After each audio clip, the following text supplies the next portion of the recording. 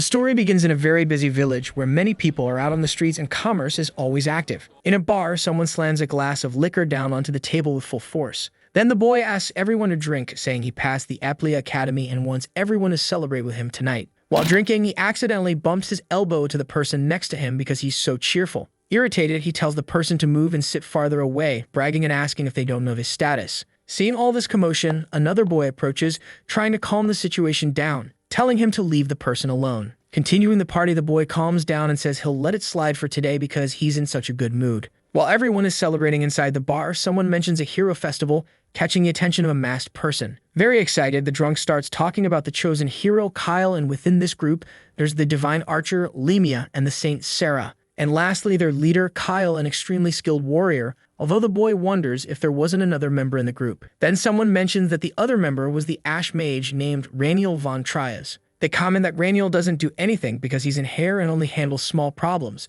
while the leader does all the real work. One day before this party, we can see the group of heroes fighting non-stop against demons and monsters. The soldiers up front are battling a large creature and notice the presence of the group of heroes relieved by the reinforcements. As they approach the battle, the leader orders all the soldiers to fall back and slowly retreat. Then he slowly walks onto the battlefield, his leather boots echoing across the ground. The group's leader, Kyle Thorben, is so powerful that he emits an intense aura from his body. The divine archer Lemia gets worried because there are 3 times more enemies than they were told, and this fight could be endless. Answering her friend, the Saint Sarah questions if the leader couldn't just defeat them all with one blow. Kyle replies that he can't because if he attacks with full force, the entire royal army would be dragged into the battle too. As soon as Kyle finishes his sentence, someone calls his name and touches his shoulder, trying to move him. In the background, the Mage appears, dashing forward with all his power, overtaking his teammates. Without hesitation, he shoots into the air, quickly approaching the demon army in the distance. He activates several skills, including multiple spell launch and spell network.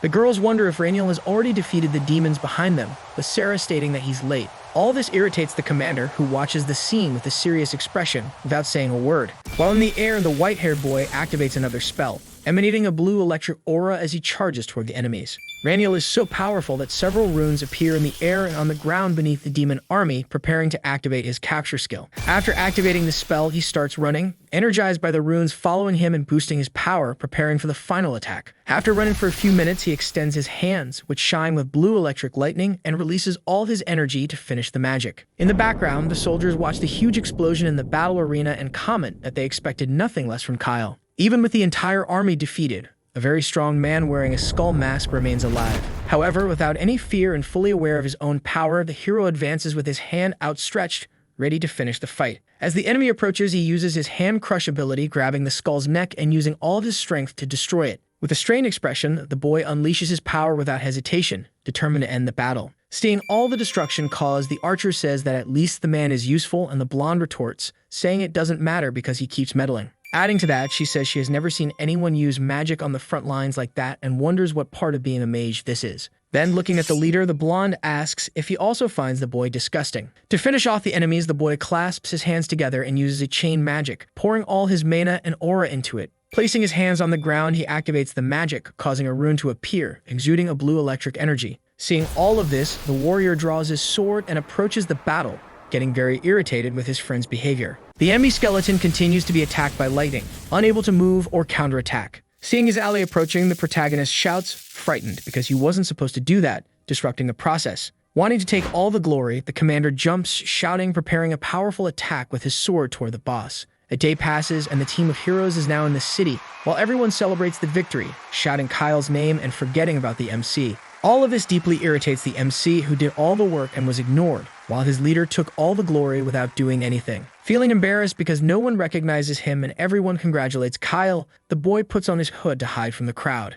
The crowd keeps shouting the leader's name non-stop, very happy and excited with the idea that the team managed to win. The team heads toward a house resembling a bar to celebrate the victory and relax a little. When everyone enters, the protagonist is the last to go in and asks when the next fight will be, wanting to stand out. Then the team leader asks them to stop talking about that while the hero removes his hood. Irritated, he adds that the boy doesn't fit in with the team, leaving him completely shocked. This implies that for the team, defeating the demon was about bringing peace and justice, but for the boy, it was just a personal achievement. The leader then states that when he sees someone wanting more honor than they should, he feels utterly disgusted. The 3 turn to the mage, expecting him to leave as the expulsion is definitive and irreversible. The boy is left speechless, staring at his former teammates, not knowing what to say or how to react. Seeing that the boy doesn't move, the leader once again says he wants him to leave the team. That phrase echoes in the boy's mind. Time passes and we return to the Drunkard's celebration, where we see the protagonist thrown against some boxes. Two boys are beating up the protagonist and ask if he wanted to become friends with a good student from Aplia.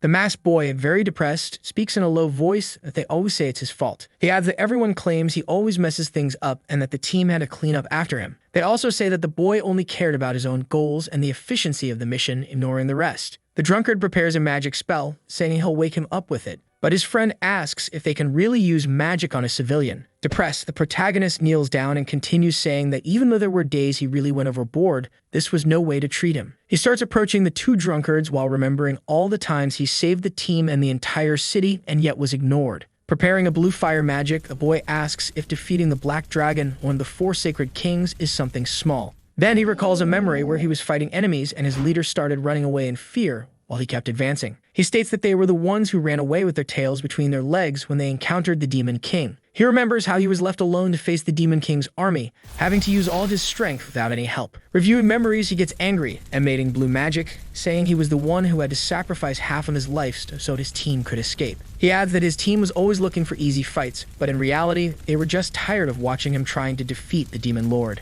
The black-haired boy starts remembering who the mage is and becomes completely terrified. Very angry with everything he suffered, the boy then starts preparing an attack to defeat the two civilians without any mercy. Extending his hand ready to snap his fingers, he says furiously that he is the one who doesn't want to be part of that bunch of idiots. As he snaps his fingers, something happens and we see a white-haired boy with a wound on his head. With his hand on his head, the person explains that he was remembering how he got the body he is using. We see an old man saying he was impressed when his disciple appeared with a completely different appearance from usual. Before saying anything, he stares at the boy's face, trying to find the right words. Finally, he calls him by his name, Renal. The girl was actually the mage who is now in the body of a completely innocent girl. Helping his disciple, the old man says that she can no longer be called Renal from that day forward. Now her name is Rania von Trias. He adds that from now on, she will be treated as an assistant teacher at Aplia Academy. Looking directly into the girl's eyes, he asks if she is ready for her second life, her second chance. Recalling everything she has done, she says that over the past 5 years, she fought against the demon lords alongside a terrible team. Even now, in a peaceful situation at the academy, everything still feels very strange to her as she is not used to it. All she remembers are bad memories from when she was part of the team and was completely ignored by everyone. She recalls the time she fought the demon lord alone and did not receive any praise or recognition for it.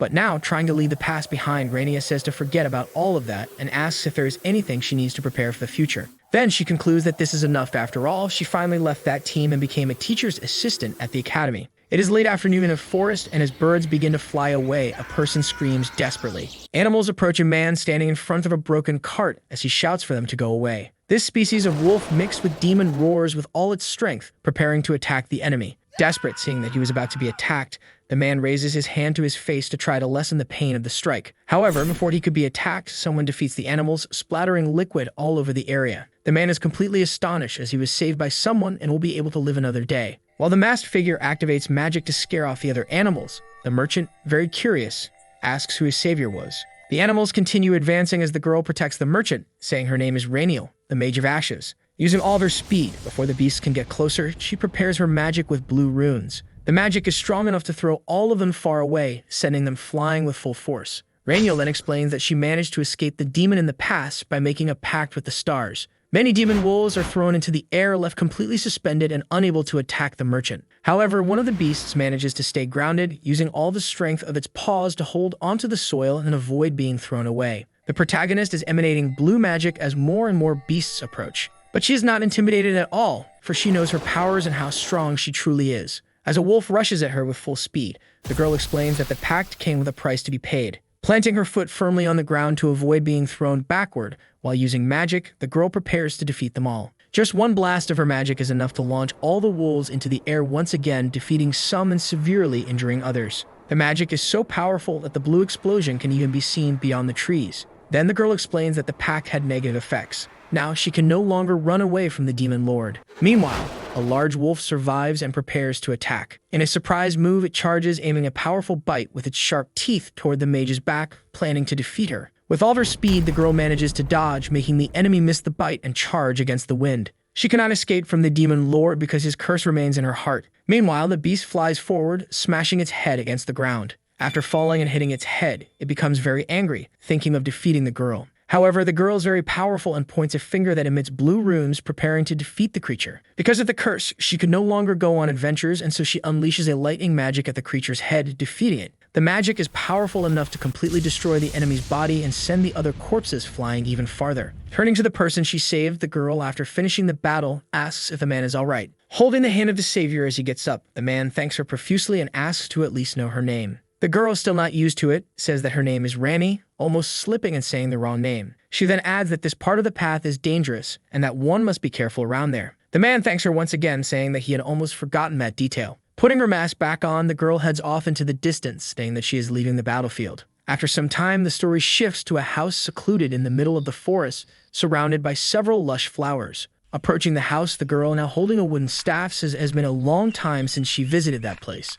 The member of the hero team, reigning old Mage of Ashes, retires starting today. Inside the house, there is an old man with a serene and calm expression, seemingly the protagonist's mentor. Opening the door, the boy, now in his original body with short hair, looks toward the horizon, watching the sunset. Then he begins entering the house while his mentor scolds him, saying that he could have been defeated. The old man keeps complaining, claiming that the boy always denies everything he learned about the magical arts. However, with a smile on his face, the boy says nothing in response. The old man asks if he still wants to go somewhere. Kneeling before his mentor, the boy says he's stepping away from that life, retiring, surprising the man. Seeing all this, the old man becomes very angry, saying that he understands and calling him a useless disciple. Then, irritated, he says that if the disciple brings the demon lord's head the next time he comes, he will accept him as an apprentice. It has been 5 years since this task was given to the protagonist, and now he returns to his mentor's house, wanting to become an apprentice once again. Getting close to the door, the girl says she wanted to bring the demon lord's head to the old man. Then she knocks on the door to get the trainer's attention. As soon as a man answers, he looks very curious,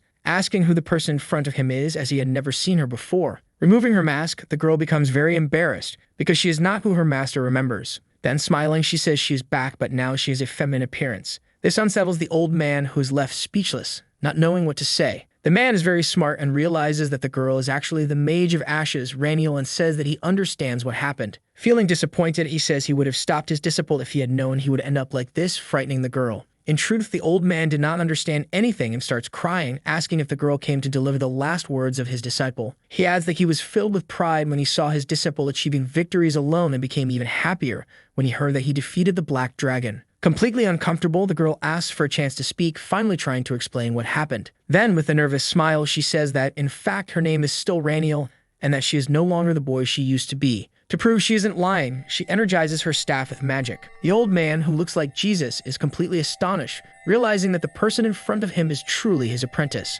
Mouth agape, he asks if that is Renal's magic, the magic of ashes, completely shocked by the situation. He stares at the girl for a few seconds, trying to understand what is happening, and then finally asks if she is really the boy from before. The girl says she is happy because she finally convinced her master that she returned to complete her task. However, before she could even finish her sentence, the mentor fires an energy blast at the girl, using all his magic and strength. The blast, however, targets the staff, completely destroying it and reducing it to rubble, leaving the girl speechless. Unexpectedly, the old man turns around and starts heading back inside the house, calling the girl to come in as well. The girl becomes very happy because she finally convinced her mentor that she truly is the Mage of Ashes. Sitting in a chair, the old man begins writing a letter to Rosal, the former master of the Tower of Ashes. He continues writing to his dear professor from Aplia Academy, the Magical Academy. Many letters have arrived for him from people asking if he heard about the professor's retirement announcement and if he knows the man's whereabouts. Other letters say that they would like a recommendation from the Mage of Ashes for the Tower of Magic. The old man becomes very irritated, shouting that he has received hundreds of letters from all kinds of people and places.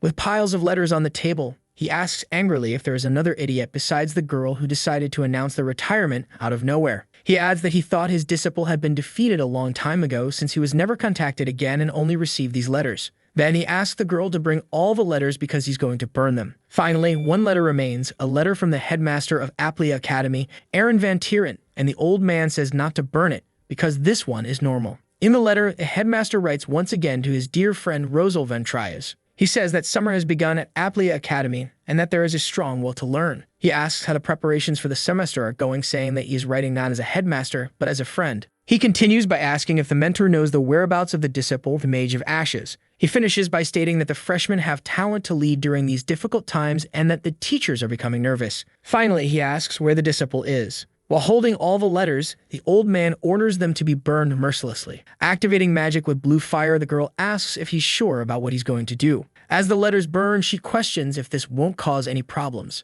The old man retorts, telling her to stop talking nonsense and to keep burning everything, as there are still many letters left. A lot of time passes as the girl destroys letter after letter, trying to finish it all quickly. After eliminating all of them, the old man tries to start a conversation with his apprentice. Looking directly at the girl, he asks how this happened to her, since she suddenly changed gender and appeared as a girl. The girl becomes very uncomfortable, starts sweating cold, and tries to dodge the subject, but ends up speaking. She explains that after she left the team, she went to a bar and found herself in a very bad situation. Trying to explain better, she says she encountered a woman who emitted a very malicious purple magic. She was about to be defeated, spilling a lot of red liquid all over the arena. Getting weaker and weaker as she lost blood, she even needed to kneel powerless. The purple mage approached the protagonist while creating an orb of energy with some plan in mind. But Renal was not ready to give up and with a jump prepared a counterattack. He launched a blue mana vortex magic, but suddenly says he's not sure how exactly it happened. While the girl continues burning letters, the old man says that it doesn't matter and that there must be a reason for everything. Then he asks what her plans are from now on. Happy to have a second chance, the girl says she doesn't want to return to the Magic Tower or to the hero team. She wants to make the most of this new opportunity, but she adds that she doesn't know what to do and that's why she came to her master seeking advice.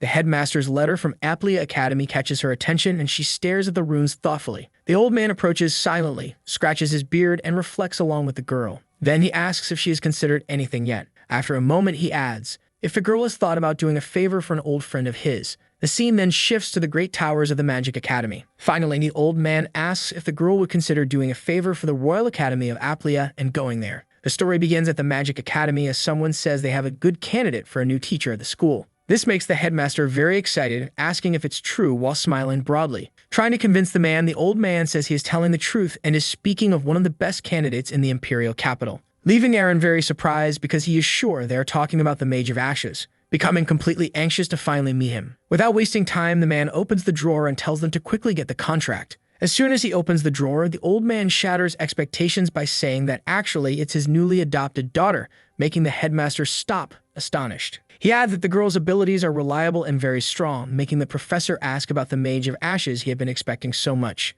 Leaving the mentor speechless, trying to change the subject and dodge the question. Then he asks what his friend is talking about. He starts explaining that the girl's name is Rani Avantrius and her basic abilities are solid and she has great strength in her body. He says that she would probably be a good teacher too, which leaves the headmaster very irritated. Clenching his teeth, speechless. Angry, the man says that his friend always preached impartiality, but now he is recommending a relative, and that this is something that cannot happen at the academy, which is the cradle of learning for the world. All this talk greatly irritates the old man, who thinks his friend is too stubborn, and he starts getting nervous. Then the headmaster starts saying that he worked all these years without assistants, and her friend responds that it was because the assistants had too much work and ended up giving up halfway through. Annoying, Aaron slams the table, asking if they know how important this year is, saying they need to be honest about how they hire teachers. Then, throwing several papers using magic, he says that all those letters are from people who wish to join the academy. They cannot disappoint anyone. While all this is happening, the old man calmly sips his coffee and says it's very impressive. He adds that this is just another reason for his daughter to be hired into the school,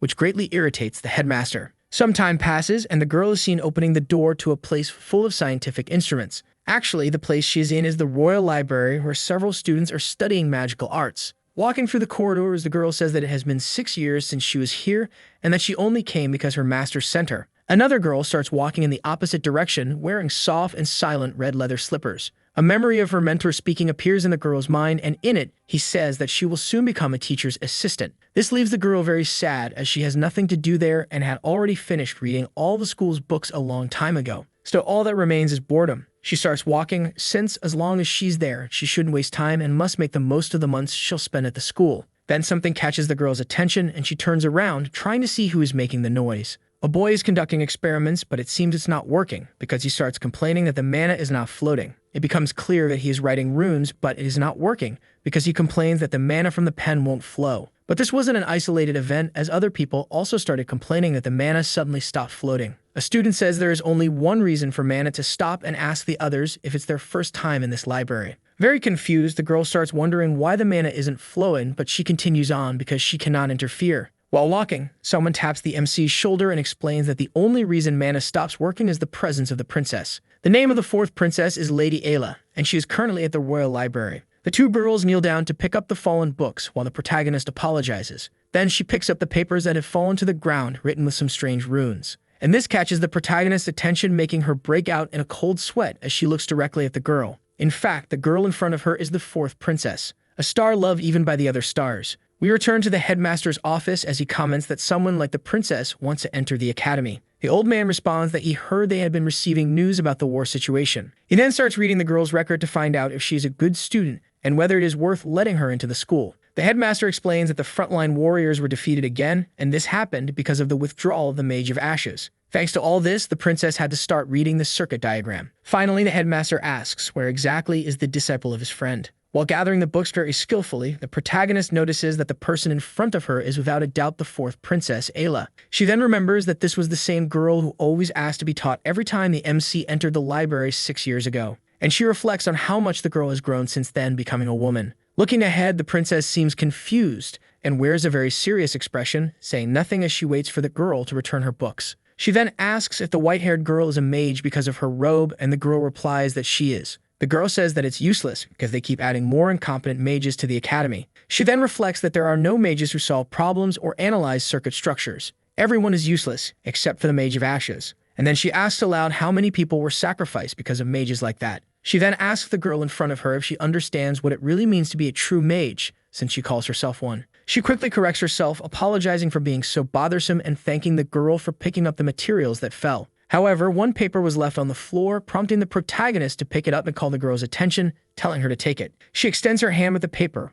offering it very kindly. This catches the blonde girl's attention, who realizes that indeed one paper had been left behind and turns to retrieve it. Upon finally picking up the paper, she wonders if it is a barrier circuit written with runes on it. Then someone replies that it is an esquibble, and the two stare at each other for a few seconds without saying much. The protagonist replies that it is a circuit created by a human skeleton, surprising the blonde girl. This type of circuit was extremely difficult to solve, and even mages who weren't on the front lines had tried to find a solution. The blonde says she doubts she can solve it and asks for it back, but the MC says that if she plays around with it a little, she might solve it. This leaves the blonde speechless, wondering if she was wrong because she is sure that this person is someone important. Irritated, she says she has been insulted enough and tells the white-haired girl to solve the circuit since she wants it so badly. Using all her knowledge, the MC moves her fingers, saying it's just about doing this and it will work, but nothing happens. Seeing the magic not working, she wonders why it's not succeeding. The princess replies that you can't use mana there and asks if the girl doesn't know who she is, because there is a restriction among the stars. Then the princess starts bragging, saying that the stars blessed her with control of the mage's mana, but the heroine ignores her words. She starts using her blue magic on the paper, creating several runes behind it and emanating a lot of blue energy. She positions herself better, planting her foot on the ground to avoid being thrown back when she releases the magic. The magic surprises all the students because it was supposed to be impossible to use magic there, yet the girl is emanating aura throughout the room. All the students are amazed, mouths wide open, asking what is happening and what that is. A girl with glasses asks if that's really mana, because it shouldn't be possible since the princess is present and all magic is supposed to be restricted. But this doesn't seem to bother the heroine, who continues using her magic to unlock the circuit. She continues creating more and more runes throughout the room, emanating all her power and leaving everyone impressed with her skill. The blonde, who had been unmasked, is shocked, saying this isn't possible as she watches all the magic being unleashed. She is very impressed as the white-haired girl materialized the skeleton's barrier in an instant. She wonders how to even describe this because solving it was easy, but explaining it was extremely difficult. Then someone shouts for a moment of silence as the students are pushed back by the strong wind of the magic. The girl finishes the magic and says she will show the blonde directly, asking her to watch carefully. The protagonist's magic is so powerful that it illuminates the entire royal palace of the school,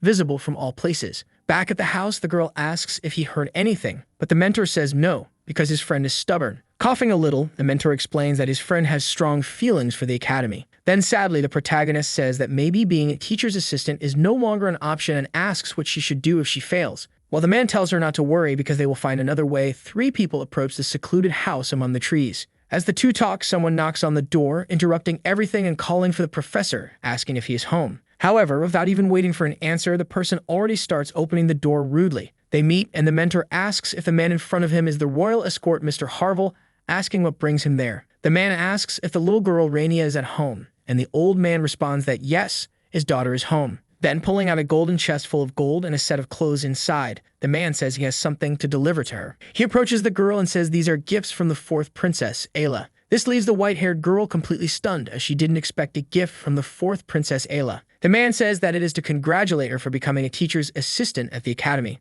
The protagonist is surprised because she was previously the Mage of Ashes and now has become an academy worker. Inside a huge palace, someone tells the princess that the circuit diagram was sent to the battlefield. However, the man says he is worried, making the princess calmly ask what the problem is. He explains that he is concerned about Rana because the barrier circuit she analyzed is very complicated and might not be used correctly. Then he apologizes for speaking out of turn, but the girl says it's okay and that it's normal to think that way. Very sad. Leaning on the table, the blonde says that's exactly why they held the meeting today. The soldier states that he heard all the masters of the magic towers will attend this meeting. The princess stands up as her butler asks if the white-haired girl will pass the test. Placing all of her trust, she says she will definitely pass and asks them to believe in her. While looking out of a window, seeing the sun and the entire forest, she says she will do well in this meeting. Back in her mentor's house, the white-haired girl becomes very upset upon learning that she must wear a dress to attend the meeting. The man explains that the dress was a gift from the princess, so it is necessary to wear it, asking the girl to quickly change and head to the meeting.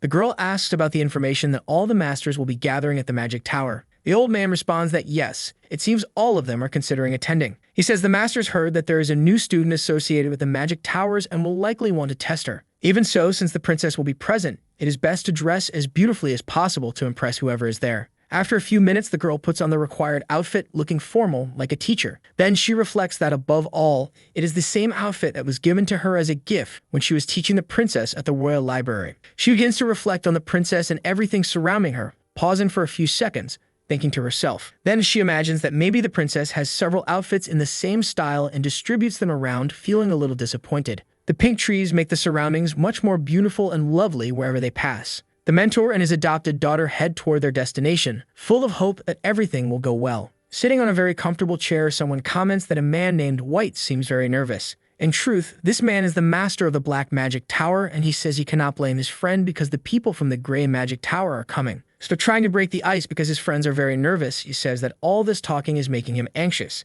The master of the White Magic Tower says that it is not nervousness and that the man's eyes are deceiving him because he is actually relaxing. The two begin to argue until the Black Magic Master teases by saying that, unlike her, he does not waste elixirs trying to stay young. Then a man wearing glasses draws everyone's attention by announcing that Professor Ventrias has arrived. Together with the professor is his assistant named Rania Ventrias, who arrives with great calm and elegance. The attention of all the masters turns toward the arrival of the professors as they all have high expectations for this assistant girl. The difference in power among the magic towers was created by the old man who led the Great Gray Magic Tower, the most powerful so far. Someone reflects that it is a relief that old Rosal did not bring that monster along with him this time. The girl, seeing her friend arrive with her mentor, gives a happy smile at how the meeting is unfolding. She promptly stands up, going to greet her colleagues, eager for what is to come. Walking in the grand outfit, the protagonist seems uncomfortable because she is not used to wearing that type of clothing. The three professors start staring at her, each reflecting in their own way, for they had never seen someone who was acted in such a peculiar manner. All three think that even though she can control her mana in a surprising way, she seems more ordinary than they imagined. Someone reflects that it is probably just a rumor that the protagonist used mana in front of the princess, since she is a star. Several minutes pass, everyone moves to their places so the meeting can truly begin. When the girl and her mentor sit down, the girl feels very uncomfortable. The meeting feels strange. Finally, a young woman asks the princess to initiate the meeting, having the proper authorization. The master of the White Magic Tower takes the floor, saying it is an honor to meet the professor's new assistant. She explains that the masters gathered today to better understand the qualities of Rania Ventrias. Old Rosal from the Gray Magic Tower is responsible for handling the basics, mana. He explains that as a professor's assistant, the girl needs to be involved in this class, which makes Rainier reflect that the woman has a lot of attitude. Then the master slams her hand on the table, drawing everyone's attention and summarizing her point. She states that this means Rainier will teach the best of the best students, Lord Lark. She explains that he is the next leader of House Grace, known as the Commanders of the North, and asks if the girl is qualified to teach him. Trying to demoralize her, the mage provokes by saying she can see the fear on her face and asks if she wants to give up now. The old man explains that this is the new student of the White Tower and that the woman is just bragging because she has someone so important under her tutelage. The mage from the Black Tower agrees, and the woman says that he might be old, but he still has an eye for this kind of situation. However, the mage from the Black Tower adds that his friend does not believe in the strong skills and qualifications of the assistant teacher. In fact, the strongest of all students is his own pupil, named Belle. He explains that no matter how good the boy from the White Tower is, he would never be able to destroy an organization alone like his student did. This makes the mentor stress as he comments that this is the new student from the Black Magic Tower. The two masters start arguing, thinking they are insulting each other as one points a finger at the other's face. While this silly fight happens, a bearded man watches them, a little disappointed. Then he calls for his colleague's attention, asking for the floor, which makes the two stop arguing. He says he understands the feelings of the Magic Towers regarding Applia Academy. However, he believes that those who should evaluate his daughter's skills and qualifications are the students she will be teaching. His argument is very good, leaving the protagonist with a smile on her face, finding it a fair proposal. Then he throws some papers onto the table, saying that his proposal for what should happen is right there. It concerns the class test that all school students must take before the academy's entrance ceremony. He adds that he will appoint his daughter as one of the supervisors, and if she can manage everything, she will be qualified to teach. This makes the protagonist scared, as this test is important for all schools, especially for the academy, which is renowned. Very sad and nervous, the girl wishes she had been warned about this earlier, as she doesn't even know what it means to be a supervisor. Time passes, and the story now finds itself in the Hermain Forest, more specifically at its entrance. The boy with glasses speaks loudly to all the students, explaining the class test. This confuses the students, as they had already taken this test once before. Someone comments that if they are repeating the test, it means there are many skilled students in the school now. Another student approaches and yells, asking why the test needs to be conducted in this isolated forest. Without patience, the man warns that all students who misbehave will be asked to leave and tells them to gather around. All this explanation tires the mage, who starts yawning out of boredom, finding it dull. Then in the background, 4 students arrive last, while someone shouts announcing their arrival. In fact, these 4 are the strongest students in the academy. Among them is the princess. It is said that the blonde girl is the strongest mage in all history. The 4 are powerful, each with distinct characteristics and superior abilities in different areas. Someone comments that, besides being very talented, they also have the support of the tower mages. This makes the protagonist uncomfortable, as the group looks very stylish, and she wishes she could have been part of a group like that back in her time. Hearing all the chatter, the girl reflects that there's a lot of noise for this early in the morning and wonders if no one wants to sleep at this time. When everyone finally gathers, the supervisor starts reading the test rules. Some time passes, and a sign with runic writing can be seen on a tree. The supervisor finishes the explanation and says that if needed, he can repeat it one more time. The girl starts walking towards the test location, while the boy announces that the class test for the students is finally about to begin. Yawning a lot, the girl leans her head and says she needs a coffee to stay awake. The assistant starts by saying he will explain the test to the older students. Reading the paper, the boy says he will begin with introductions, quite obviously. Then he presents his ally, the new assistant teacher, Rana Vantrias, who, embarrassed, says it is a pleasure to meet everyone. The students wonder if the girl is Professor Rosel's adopted daughter. The test will be conducted in the forest, and the students will be divided into 4 regions for this test. One group will stay in the north region, another in the south, a third in the east, and the last one in the west, being spread throughout the forest. At the center of each region, there will be a magic stone, and students will earn points for the time they spend touching that stone. Defensive and offensive tactics are allowed up to a certain point during the test. However, if a supervisor determines that a student has gone too far, they must intervene. The most important thing of all is to make sure not to approach the mana around the center of the forest. Confirming if everyone understands, the man asks if they are all aware of the reason they must not approach. The protagonist, however, wonders why there is so much trouble just to conduct the test in that location. With a smile on his face, the boy adjusts his glasses and says he just thought of something. He informs that it has not yet been decided in which region the professor's assistant will supervise, leaving the girl surprised. Since Rania arrived later than the others, the assistant decided to leave her assignment for last. He uses magic to open a map with runes and says that the girl will be in charge of supervising the northern region. He then comments that there should not be many problems for her there, adding that he trusts Rania will do a good job. While the boy with glasses explains everything, the students grow restless as they are sending a newcomer to supervise the northern area. All the students continue to pay close attention to the explanations. Then the man finally announces that the class test for the students is about to begin. The team split up while a bald student says goodbye to his friend, telling her he will go ahead and see her later. Each team gathers at a blue rune circle to be transported to the 4 regions. Very startled, Rania begins to reflect since she was assigned to the north region where there apparently is some danger. The boy with glasses also greatly annoys the protagonist as he keeps pressuring her. Adding to it, he says there are things to be mentioned about the north region where her ally was assigned. With a strange smile on his face, the man says that this is a special region. And, as if trying to flirt, he adds that in that region is the strongest student from the Black Magic Tower, Belle. and also the strongest student from the White Magic Tower, Lark Van Grace. Finally, the assistant explains that these two are in the northern region and asks if Rania feels confident about the task she was given. In a mischievous tone, he asks what the problem is if the girl thinks she will have trouble dealing with that region. There are many conflicting interests among the masters of the Magic Towers, and the moment their prodigies get injured, neither side will remain silent. Rania waited years to become the professor's assistant and cannot allow anything to take that away from her. Adjusting his glasses, the man continues, stating that both are strong battle mages and asking the girl to be careful. Sweating coldly, the girl says that everything will be fine while reflecting that the assistant is underestimating her too much.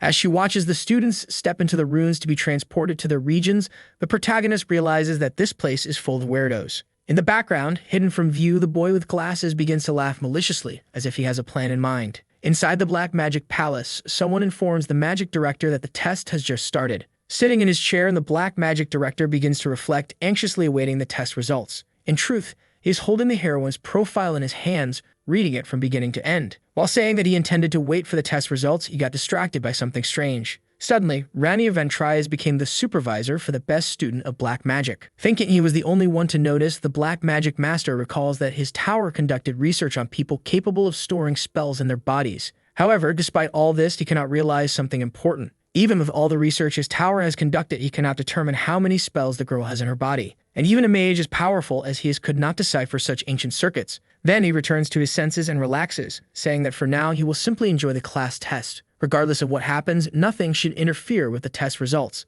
Smiling confidently at his student, he says that it does not matter if Lark is a disciple of the White Tower, he will never defeat Belle. Speaking aloud and without fear, he assures that he can already see the doubtful expression on the White Tower mage's face. The story shifts to the northern region of the forest, where a great magic surpasses all other locations, emanating a powerful aura. As soon as the test begins, a student charges through the dark terrain without any fear of defeat. He starts emanating a powerful red magic from the ground beneath his feet. The magic is called shadow weaving, and the boy spreads it across all the surrounding terrain, including the trees. In another part of the northern region, another student walks with confidence and elegance. This is the disciple of the White Tower, who, upon noticing something ahead, stops and analyzes what is happening. What catches the boy's attention is the disciple from the Black Tower, making him wonder if this is the boy the old Black Tower mage was talking about. In Belnoa's memories, he hears his master affirm that his role is to show everyone that he is the best disciple. This memory motivates the young man, who begins to emanate magic from his eyes, which take on a red tone of energy. Confident, he reflects that this is nothing different from the tasks he always receives at his tower. However, the white-haired boy notices his enemy and becomes scared, wondering what to do next to avoid being defeated.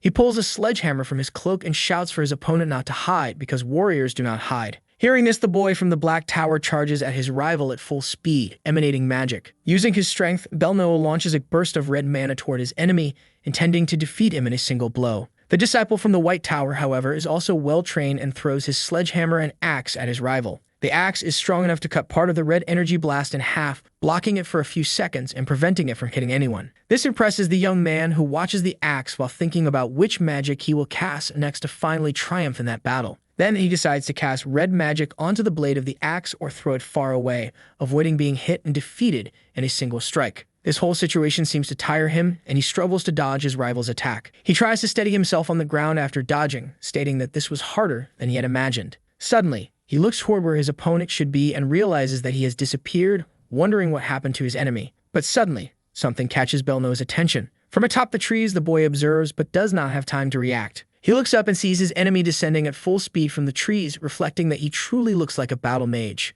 The successor of the Northerners jumps from the trees using the haste skill, with his sledgehammer in hand, trying to strike his opponent. However, before he can land the blow, the disciple from the White Tower creates a red energy shield, defending against the impact. Then Lark jumps from the red energy, trying to land on the ground and recover himself to return to the fight elegantly. Watching his enemy, the emo-haired boy, reflects that the story about slicing a troll in half was not just a rumor. While observing the man, who shows no signs of being tired, he realizes that this fight will be very difficult to win. But pointing a finger at his rival, he affirms that it is not as if he has lost the fight already. A red energy starts swirling around his hand, powering up his strikes. Using a lot of mana, he activates an offering magic, causing his finger to break. However, something epic is about to happen as he becomes much more powerful now. The red magic begins to emanate up to the treetops, indicating that his power is increasing. Someone watches the fight from above the trees and says that these kids are very skilled. Up in the trees, the protagonist is observing everything carefully, commenting that the boys are full of energy, making the fight fun to watch. She states that the masters of the towers boasted so much that it was hard to tell what was true and what was just rumor. But the girl reflects that both are very skilled and interesting to watch. Looking at Lark, she says that this one in particular could be sent immediately to the battlefield. Maybe that's why the White Tower had so much pride in this disciple. On the other hand, when looking at the disciple from the Black Tower, she feels disappointed, bored with what she sees. She states that even if the fight is a real battle, the effort he is putting in is beyond what would be necessary. The stars are called the truth, for they are all the glory of the world. They grant mages powers according to the price they pay, and the foundation of this exchange is something very important for any mage. The divine scale is what makes all of this possible, granting powers to the mage in exchange for things. An extraordinary ability is to perfectly understand how the divine scale works, allowing someone to use their magic. However, only a few who are very skilled in the field of magic are able to use it correctly. Unable to make a pact with the stars, some sorcerers created a new concept, which is an imitation of the divine scale in their image. This scale, made of blue fire, is energized by skeletons and dark magic. Unlike the exchange of divine scales, the demonic scale requires other demands and offerings, and all it loses are sacrifices of the human body. Very angry and nervous as Lark is heading down a path he does not like, Belle says he was not expecting to go into battle unarmed in the first place. Having his finger broken due to the magic and the offering of the black scale, he states that sacrifice is something natural. Then Belle's 4 fingers break, while the red mana starts to envelop the entire arena. From afar, the white-haired boy begins to feel discomfort as traces of dark magic start to spread across his face. Seeing his enemy approach, Lark says that his instincts are screaming, and that he feels his opponent is very strong. With both axes in hand, he says he needs to retreat for a while and find an opportunity to attack. However, he quickly dismisses that idea, chuckling to himself and declaring that he will not retreat. He starts to charge forward at full speed, saying that no matter the situation, a true warrior should never retreat. Very focused, the boy of dark magic curses his enemy, saying he didn't expect him to retreat and calling him a barbarian. The two prepare extremely powerful attacks capable of defeating anyone and clash with their magic. Once again, the abilities of both are equal. As Lark strikes, the Black Tower disciple defends with his powerful magic. The axe fails to even crack the black magic dome, rendering the attack ineffective. Starting to get irritated, the White Tower disciple realizes that something clearly changed in his opponent. Angry, the Black Tower disciple questions what is considered normal and shouts, asking who the boy thinks he is to define what normal is right now. Seeking more power, the boy fearlessly looks at his left hand and prepares to offer his fingers once again. He then activates the offering magic, breaking 3 fingers of his hand and further energizing the dark magic. Each time the red magic grows stronger, Lark feels a strange sensation spreading through the entire area. With broken hands, Belle is now much more powerful, ready to defeat his enemy, just waiting for an opening. Then, Lark begins to charge forward with his 2 axes, and at the same time the emo launches beams of energy. However, appearing in the middle of the fight, Rana shouts for them to stop, saying it is enough and that this could end in tragedy. Irritated, the white-haired boy asks what is happening, as he cannot move. The same happens with Lark, who realizes he is frozen in place, complaining that his body does not respond and he cannot move at all. Walking peacefully, Rana says that offensive acts cannot go too far, and if they do, they must be interrupted before causing any harm. Still very calm, she activates her restriction magic, asking if the two are not paying attention to the rules of the duel. She then extends her hand, emanating the blue energy of the Grey Tower, and prepares a spell. With a simple movement, she begins to absorb all the red magic from the area, trying to prevent damage to the forest. All this leaves the Black Tower disciple shocked as the girl with a simple movement eradicated all of his mana. The boy's hands are completely broken, spreading a lot of red fluid over his clothes. With a pitying look, the girl starts observing the Black Tower disciple's hand, wondering what to do. She states that for now, she will treat him, starting with his severely damaged hand. The boy's hand begins to heal very quickly, restoring itself to its original form. Still stuck to the ground, he watches his entire body being revitalized as if he had never even fought and wonders what is happening. Breaking into a cold sweat, he realizes that the assistant invalidated the pact with the shadow scale, wondering how that is possible. The girl looks at the boy she just healed and remains calm, as if the magic she used was nothing impressive. A few minutes pass, and the boy is completely restored to his maximum state. Then disappointed, the white-haired boy admits that he lost the battle and becomes very sad. He was convinced he could not run away from the fight and gets angry at the decisions he made, adding that he believed that by destroying his enemy's arm, the shadow of his magic would vanish, but that did not happen. He states that even without the arm, the shadow would continue to persist and would become even more powerful. Then he bows, admitting that this would lead to his downfall, confessing his defeat. He feels very sad about how the battle turned out. Then he turns his eyes to the girl and asks if the professors are stronger than her. He begins to reflect that maybe the girl is not just an ordinary supervisor, which bothers him, and he says out loud that this is all boring and painful. He then starts to think about why two high-level individuals ended up in the same region, perhaps because the Academy wants one of them to be defeated. The girl enters her own world thinking that both of them are worth training, and then wonders how they will pass the test. The girl comes up with a brilliant idea, feeling very happy, and shouts for both of them to follow her somewhere. Some time passes, and they head to an important area within the northern region of the forest. Both of them find the whole path they are taking strange, as it is not something normal for a supervisor. The place she chooses is the Mana River, a forbidden area, and it is a serious infraction for the supervisor to go there. With a smile on her face, she asks the two to step into the river for 1 minute.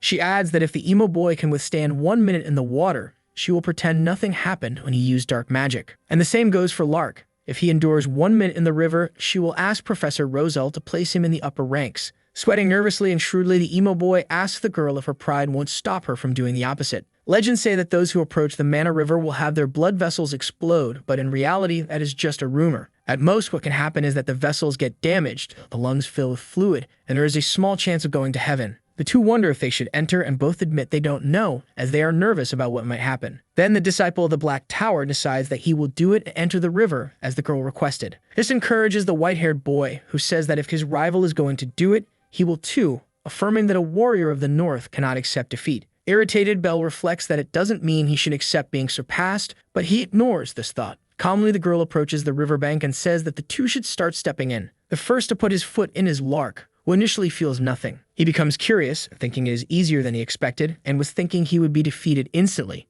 However, after 1 second passes, both of them start to feel intense pain in their bodies. Another second passes, and the emo boy can no longer breathe, disturbed by what is happening. The girl starts counting the seconds, while the two disciples begin suffering greatly, almost being defeated. After another second, the girl says they should tell her when one of them can no longer endure the river's suffering. Then she sits on a stone near the river, dipping her feet in the water without feeling anything. This shocks Lark, who is close to being defeated, as a lot of fluid is accumulating in his mouth. The same happens to Belle, who is on the verge of defeat as he is out of breath. The girl has her feet in the water, nothing happens to her, and she seems relaxed while the disciples continue suffering even more as time passes. Around the Mana River in the forest, two students can be seen resting as they had walked a long way. The two start discussing their last battle, saying it was very difficult and that they didn't think they would manage to win. One of the boys says that even though the girl is the heir of the Grey Tower's magic, that would still be far above average. Looking ahead into the forest, they can see the mana from the river and wonder if this place feels a bit strange, as they weren't supposed to be there. One of the boys also says that his body feels weird as he can't breathe properly, and his friend notices that a few meters ahead is the Mana River. Terrified, they start running away, scared of approaching the river while shouting to flee because if they get closer, they will start coughing up fluid. The scene returns to the protagonist, who is counting the seconds while her allies suffer inside the river, trying to survive 1 more second. With 47 seconds having passed, the emo boy can be seen almost being defeated, as he is very weakened by the river's strong influence. The same can be said for the white-haired boy, who is using all the strength in his body to endure the river's influence. With 11 seconds remaining, the girl keeps observing the progress of her allies, who are holding up very well against the river's damage. Very bored, the girl rests her face in her hand, as this is something very normal for her and does not require much effort, unlike her allies. 50 seconds have passed, and the MC turns to Lark and calls his name, beginning to say something important. She asks the boy how he felt during that blizzard from Mother Nature. How he felt in that blizzard that left him scared, with no prospect of help, completely alone and cold. Asking the boy if he knows what those who overcome the challenges of Mother Nature's blizzard are called. The name of these people is Greater Warriors, the best warriors that exist, for they do not allow themselves to be defeated by small things. These are the true warriors of the North, those who endure until the end, the best of the best. All of this motivates the student, who begins to emanate blue aura from his body. The boy is starting to give in due to the river's magic, beginning to take steps, trying to stay alive. After another 2 seconds, the boy's eyes are completely white and fluid begins to leak. At the 1 minute mark, the boy's body finally gives in to the pain and weakness and collapses, but he managed to achieve his goal as a warrior. However, if he had fallen into the river, he would have gone to the heavens immediately, so the girl catches him seconds before that happens. Holding her ally in her arms, the protagonist is impressed, saying he endured the pain well. While pulling the boy out of the river, the MC says she would have let him pass if he lasted 30 seconds, since he was at a tremendous disadvantage. But it was not necessary, as the boy endured with all his strength and even took 3 steps to stay alive as a warrior should. She then looks at the emo and says that the white-haired boy has more guts than he does. Humiliating him a little, she says it's very strange to be using offerings just to withstand pain. Pulling the boy by the collar to prevent him from breaking his hand, she says she recognizes his determination. After throwing the two onto the ground, they realize that both boys have fainted as the pain was too intense and being alive now is victory enough. Looking at the two boys lying on the ground, the girl says that thinking back a long time ago, she was also instigated to do this, and in her attempt, she failed. Walking along the riverbed, the girl reflects on what the right question to ask at this moment would be. The right question she seeks is what will become of her from now on, making her thoughtful about what lies ahead. There are some reasons why the forest is called Hermain, and it is because of the old tree, Hermain, that gives its name to the place. The tree is a gift from an ancient dragon mage who gave it to Aplia many years ago. And above the tree line, the river accumulates mana, practically becoming a huge mass of aura and energy, so powerful it could destroy anyone. And so, knowing that nothing will happen to her, she steps into the river and relaxes. She explains that when someone approaches this place, the saturated mana resonates with the mana inside their body, and this resonance quickly becomes a strong oppression against the mana user approaching the river. Apparently, the girl seems to be looking for something, as she wonders if something was around, trying to remember the exact location. Looking at the water, she recalls the time she took this test, remembering the feeling of pain. The blood vessels were screaming as the balance between mana and pressure was crushing them, tormenting the hero with hallucinations. This event happened about 7 or 8 years ago, making the protagonist wonder how much she can endure this time. After all, she attacked the Demon Lord's army territory and managed to withstand their demonic energy. But this is the Mana River, and it is not the same. She affirms she should start feeling something soon. However, something startles the girl, making her stop, confused about what is happening. Looking at the water around her, she realizes she is already in the middle of the river and is not feeling anything. With a wide smile on her face, very happy, she says she has to admit it at some point, feeling very excited about her strength. Then, looking at the river, she recalls the hero team feeling irritated, but admits that all this was not for nothing. The story shifts to a meeting room, behind a very rustic wooden door. Inside, the boy with glasses is very irritated, asking what the girl means, since no one from the northern region passed the test. With his nerves on edge, he shouts, saying that if this continues, he will be blamed for the student's failure, getting very angry. He then looks at the two, asking why they have those stupid faces after failing with the two best students. Crushing a piece of paper that was on the table, he says that all of this will be his fault, since he was in charge of the entire test. As always very shrewd, scratching his beard, the mentor says that it's not like no one passed.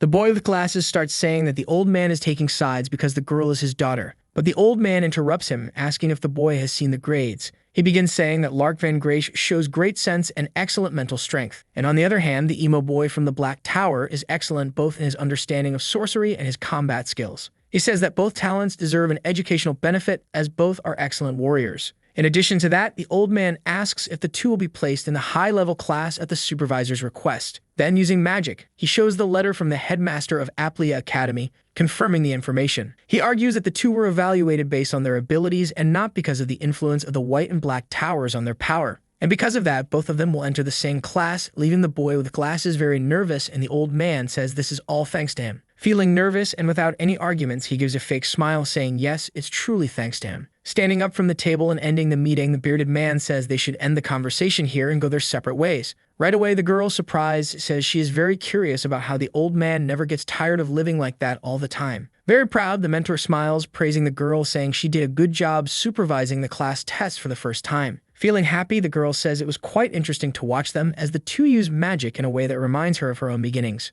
But the argument is that they were both primarily fighting hand-to-hand, even though they were supposed to use magic like real mages. Adding to that, she says she doesn't like it because if they had used magic to survive on the battlefield, they wouldn't have suffered as much as they did in the fight. The old man then, looking at his daughter, reflects that the girl doesn't know she was the one who inspired the creation of the battle mage class. Then he ends the conversation, turning to his daughter and telling her to stop complaining and go to the infirmary to check on the two boys after the fight. So the girl heads toward the infirmary, indicated by a wooden sign with some runes written on it. She tries to enter the room quietly so as not to disturb anyone and to make as little noise as possible. While she's heading to the infirmary, two people come from the direction she's going, making her wonder if the infirmary is really this way. But having studied at this school before, she reflects that she is on the right path, and indeed the infirmary is this way. Then the mage from the White Magic Tower approaches the girl, asking if perhaps her name is Rania Vantrias. And then, irritated, she asks how a supervisor who couldn't even mediate a test properly dares to come into this area.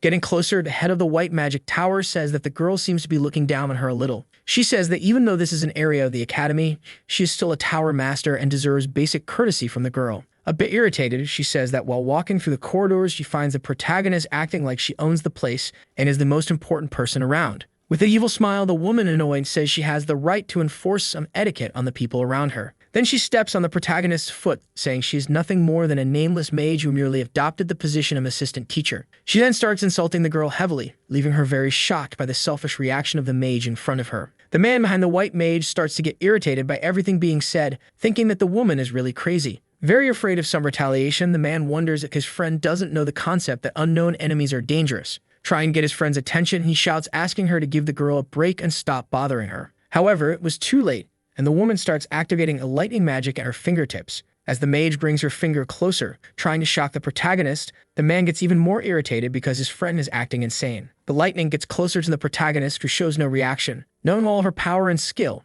she does not fear. Maintaining such strong bodily and emotional control, she lets the lightning get close to her face. Then, before it hits the girl's face, the white mage says she knows how to control her power and asks what the girl thought about it, with an excited smile. However, completely out of nowhere, an explosion occurs, catching everyone's attention in the room and causing a loud crash. Lightning starts coming out from within the wreckage and the hole that was made. All of this greatly frightens the mage of the White Tower, who turns around trying to understand what is happening while debris falls to the ground. Nervous, she turns to her friend, shouting at him, telling him not to hijack her spells like that. However, he stands there frozen, realizing that it was actually the protagonist who hijacked the spell, unable to believe it. He then watches the girl, irritated with white eyes, thinking that he failed to notice her activating the spells. While his friend starts asking why she did that, he tries to defuse the situation by giving a slight cough to calm her down. Then, playing dumb, he says the girl won't gain anything by showing off and asks her not to behave rudely. Sweating cold and trying to calm the situation, he turns to the woman and says for her to accompany him, as he will go after the disciples. Seeing all of this, the protagonist tries to calm herself and not do anything rash.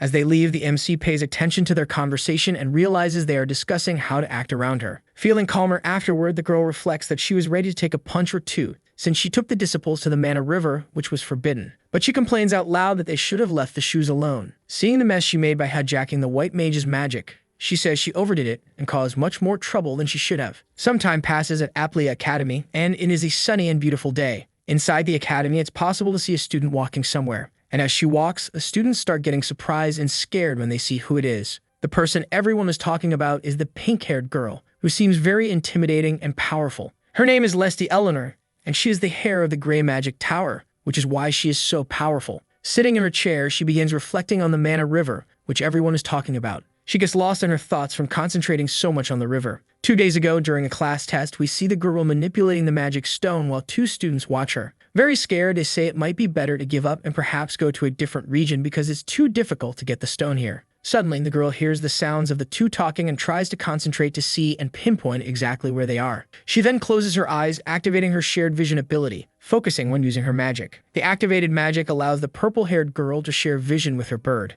Looking through the bird's eyes, she realizes most of the nearby participants have given up. Feeling very confident in her power, she reflects whether she should already consider this a guaranteed victory. Then she notices something that grabs all her attention, opening her eyes in shock. Through the shared vision, she sees the protagonist, the supervisor of the northern region, standing beside a stone. She is completely astonished and wonders why the girl is wet, since the only place with water in that forest is the river. While watching the protagonist drive herself off, she is amazed because it shouldn't be possible for anyone to enter the river. Not even Renal dared to approach the center of the Mana River. As she studies, intrusive thoughts pass through her mind, comparing herself to the Grey Mage, always wanting to surpass him. She mentally comments that no matter how much they try, no one in the Grey Tower will surpass him, feeling sad. Inside the classroom, the students wonder what the theme of today's lesson will be. When the teacher enters the room, everyone is surprised because it is not the usual professor, but a different person. As the teacher says good morning, the pink-haired girl is surprised to realize who it is. We then see that the teacher is Rana, saying she will be teaching in Rosal's place.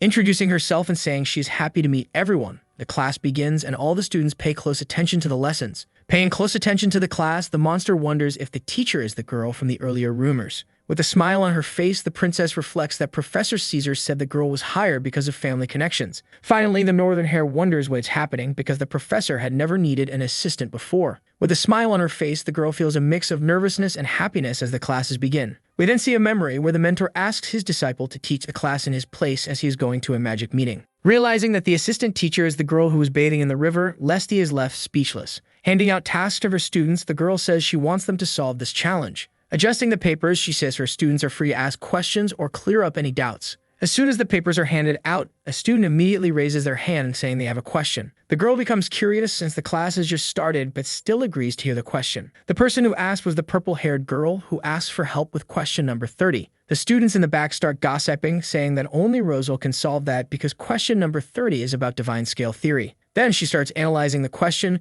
trying to understand exactly what it is about so she can give a correct answer. One of the students jokes, saying the teacher is pretending to know the answer. Another humiliates her, saying that since it's her first day of class, she obviously wouldn't know, and that Professor Rosal's classes are too advanced for her. In a memory, we see the old professor saying that the students do not have the same mind as the girl, and that she should not teach them in a shallow and direct way. This leaves the girl confused because that's how she learns things, but the old man, irritated, reaffirms that the students do not think like her, and he adds saying she shouldn't hold back just because she's an assistant teacher. The girl is shocked and asks if he is really sure about that. Then she reflects that even if they allowed her to show her full ability, it's better not to cause more problems. She thinks she will take her time to teach correctly and begins explaining the question. Feeling disappointed, the Hare of the Grey Tower says she had high expectations of Professor Rosal's judgment. Complaining about the teacher, she says that even though she knows it's nepotism, the girl still needs to learn the basics before she can teach, adding selfishly that it is far too soon for the girl to become an important assistant teacher. This greatly irritates the protagonist, who says that if the girl wants divine scale, she can materialize it easily. The story returns to Aplia Academy, showing its majestic facade. And there they are in front of the headmaster's office. There some gentlemen are complaining about how long someone is making them wait, becoming irritated with the delay. Approaching the office, the old man is surprised by the number of people and wonders why there are so many gathered. The two start complaining that thanks to someone, the students spent the entire class with their heads in the clouds. Inside the headmaster's office, others complain, asking if the same thing happened in their classrooms, affirming that they saw something they shouldn't have. Then they complain that the assistant teacher materialized the divine scale during class. However, inside the room, one of the professors is still incredulous that it actually happened. Mocking, he says that an assistant teacher would never be able to materialize the divine scale so easily, saying that to materialize it, one must fully understand every aspect of the exchange with the stars, making it something impossible. Then they start arguing, saying that their students personally saw it happen, so it is impossible, that it's a lie. Another one says that this can be easily resolved if they check it personally. This leaves the bearded man irritated, asking what his apprentice did, already imagining what might have happened. When the mentor leaves because he knows he won't be able to argue with the professor, he wonders what the assistant started the class with. Very irritated, he complains that it's wrong for an assistant to cause such a commotion, confusing all the students. Shouting, he says that Dan Rosal caused a mess and doesn't even show up to control his apprentice somehow. After hearing all the professor's insults, the headmaster slams his hand on the table, ordering everyone to be quiet as he is running out of patience, saying that if the professors are doubting the girl, it would be better to see her personally and judge for themselves. Exerting all of his authority, the headmaster says he will order the assistant to teach an open class to the entire public. At the school, many papers with runes fly through the air. All the flying papers belong to the purple-haired girl, who is surprised to see it. All the papers fall and cover the entire floor. Leaving the girl embarrassed by the situation, she looks down at the ground, going to pick up what belongs to her. Then suddenly, a little fairy appears, saying to her master that she will pick up the papers and asking if the girl is okay. Then, moving very quickly, she gathers all the papers on the floor and launches them toward the boy. Using magic, she makes all the papers land in their correct places, saying that all of it was done with a simple snap. However, all of this does not make the girl any happier, as she still keeps a serious and irritated face. She is still stuck in the last class she attended, reflecting on how the assistant teacher materialized the scale so effortlessly. As someone crouches down to collect the last piece of paper, the girl wonders if it was some kind of trick, since it should be impossible to materialize it like that. We can see that it was Lark who picked up the last paper, asking if the girl really needed to go that far to understand what she wanted. Irritated, he says that now the girl will have to teach an open class, questioning why his friend is so dissatisfied with everything. Annoyed, she quickly snatches the paper and tells her classmate not to speak if he doesn't know what's really happening. He snaps back, telling her not to keep hiding her emotions up her sleeve like she always does. In the background, Emo observes the whole discussion, sarcastically commenting that anyone passing by would instantly sense the hostility between the two. He remarks that this wouldn't be happening if the girl had stayed in the northern region during the test. Then the boy with white hair adds that there was no need to put the girl through proving herself in an open class. Mocking, Emo says that even barbarians could understand that, and Lark retorts that it's a cruel thing to say and tells him to ignore that remark. All this arguing doesn't help at all, leaving the purple-haired girl even more embarrassed, sweating nervously as she wonders what to do. Annoyed, she tells both of them to shut up, asking what two magic tower proteges would even know. Walking away, very irritated, she says that the Grey Tower has a tradition of being hidden in the shadows. But she doesn't actually leave, still thinking that the protagonist must be going crazy trying to prepare for the open class. After all the teachers from all the towers will be there, and no trick or luck will be able to help the MC this time. Time passes, and we can see the sunset in a forest. Apparently, the protagonist is inside a cafe while someone compliments her for working hard, congratulating her. When the waitress arrives, she hands over the coffee the teacher ordered, making her a bit embarrassed as she still isn't used to being called that. The girl receives a black coffee, along with some sugar cubes to go with it. Picking up one of the sugar cubes, the girl wonders if it's normal for teachers to give open classes like the one she's about to give. Feeling nervous, she wonders if this is something that usually happens. It is then revealed that she is talking to the princess, who congratulates her, saying she's doing a good job so far. This surprises the protagonist, who wonders if she was thinking out loud. The girl responds that yes, she was thinking very loudly. Looking at the cup of coffee, the girl says that a student invited her for coffee after her first class. Thinking to herself, she reflects that this must mean she gave a good class, sipping her coffee and feeling positive about it. Responding, the blonde girl says they met during a class test and that the girl has a unique style, which is very nice to watch. She adds that the girl always moves around when she's lost, which reminds her of someone. This leaves the protagonist confused, touching her chin, trying to remember who that might be. Standing up from the table, she thanks the princess with a sweet smile on her face. Then she adds that it must mean things are going well, saying that she feels much better thanks to the girl, but that she has to leave to prepare for the open class. All these words leave the princess happy, smiling warmly, while the girl says she's looking forward to the teacher's class. A few days pass, and the big day of the open class finally arrives. We can see some teachers reading a board announcing the open class on Mana Exchange, and they are complaining about it. The board is written in a very strange and mystical language, using magic runes. One of the teachers of the classes says he has never heard of an open class at the academy before, finding it very strange. His friend adds by questioning whether the director really gave permission for this to happen. The teachers then start to argue. The directors of the White and Black Towers are gathered with their disciples, commenting that the class will be taught by the assistant teacher. Laughing, the teacher from the White Tower says she smells something rotting somewhere. Catching the jab, the man gets irritated, saying that what she's actually smelling is herself snapping back at her. And so once again, the two start arguing a lot while their disciples watch in silence, not knowing what to say. Looking at his friend, the assassin says that he too got dragged into this boring class. Looking toward the hallway, they hear the sound of a bell. Promptly, the Northern warrior realizes the class is about to start and begins heading to the location. Passing by all of her students with a mystical aura around her, the protagonist walks toward the open class. As she passes, the two directors turn all their attention to the girl, watching her closely. Looking carefully at the girl, they notice she is holding a folder full of papers written with magical runes. When the class finally begins, the students in the room stop talking and turn their attention to the teacher. The protagonist grabs a wax crayon to finally start the class and proves she can materialize the scale. They can see that the classroom is completely packed, everyone paying close attention to witness the girl's feat once again. The room is so full of curious onlookers and students that some people are standing in the back. Writing runes on the board, the girl begins by saying that the open class will be about the basics of Mana Exchange. She then introduces herself to all the students and professors present. She smiles, saying she might not be very elegant in some ways, but asks everyone to focus and pay attention to the lesson. Unbothered by the number of students, the girl steps forward and says that the class is beginning. An old professor reflects that a mere assistant won't be able to handle an open class and should know her place.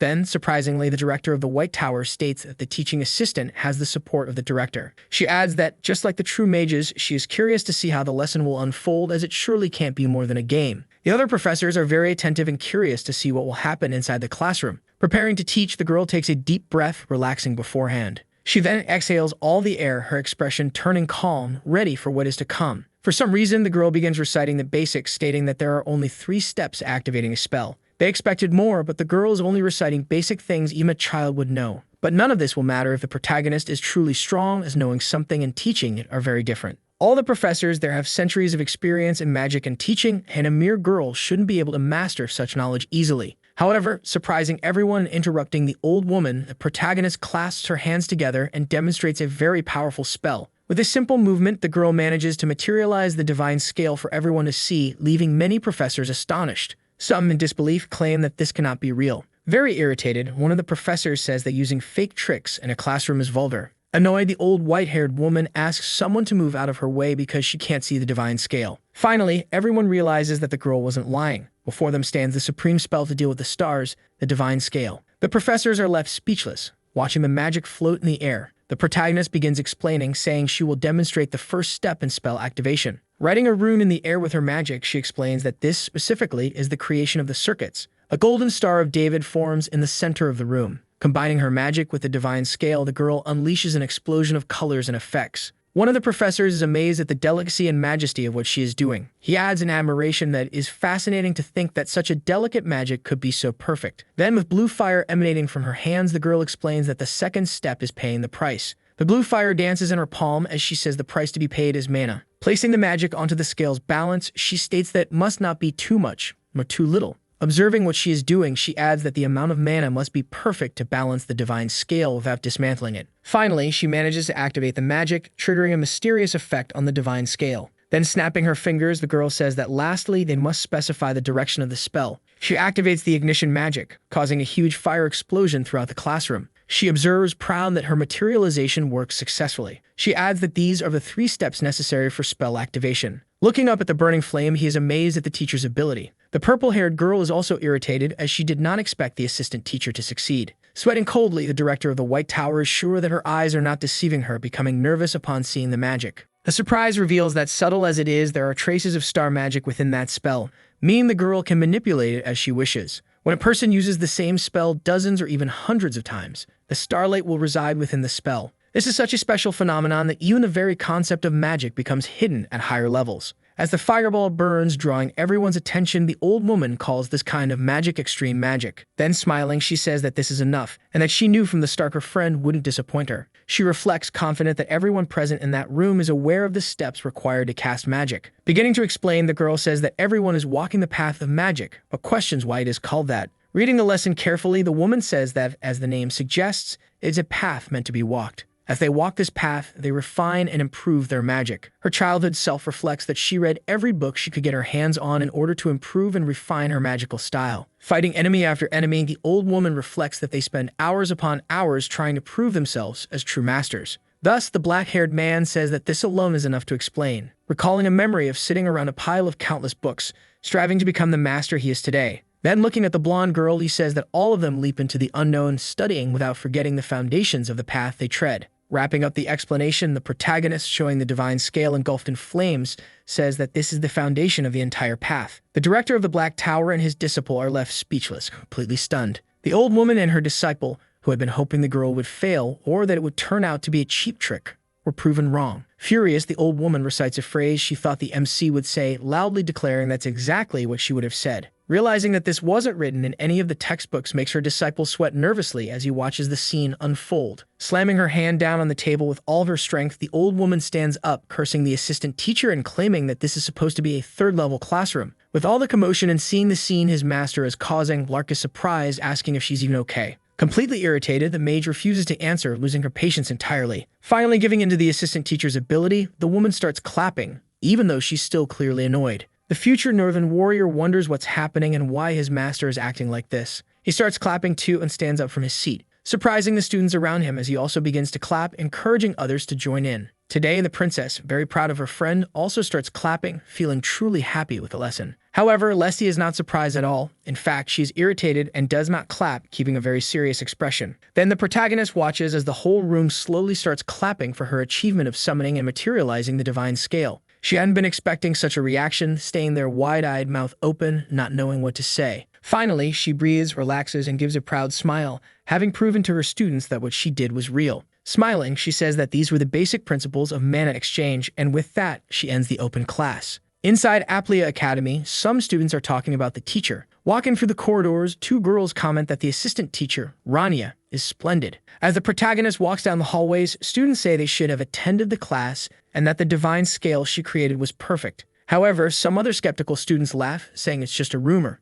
3 students are standing in a circle, excitedly talking about something the teacher did. Being a very shy person, the protagonist feels uncomfortable with the stares, reflecting that it's like they are piercing through her face. She then wonders what she could have done to suddenly be summoned to the director's office. However, the director spoke about handing the academy over to her, saying she is the future of magicians, and his attitude had changed compared to the first few weeks of class. Then the white-haired girl looks to the side, in the direction of her mentor, whispering with a bearded man who seems happier than usual on this particular day. Then, with a big smile on his face, the old man chuckles a little and asks if he really looks that happy. Alongside his disciple, the old woman also starts talking a lot about the last class, acknowledging the young woman's ability. The same happens on the side of the Black Tower mage, who talks a lot about the uncertainty of perceiving someone's strength from the very beginning. Then, while walking, the old man asks if the girl thinks she will go straight to the Grey Tower, but says she must first meet the elders before she goes. He adds that he bets the elders want to see her, and that you never know when they will show up. The story shifts to a frozen mountain during a heavy snowstorm. We can see that someone wrote a letter to their father in red ink asking how he has been feeling. Sipping coffee, a dignified man with long white hair reads the letter with a serious expression. Continuing to read, the writing says it has been a month since the person entered the academy,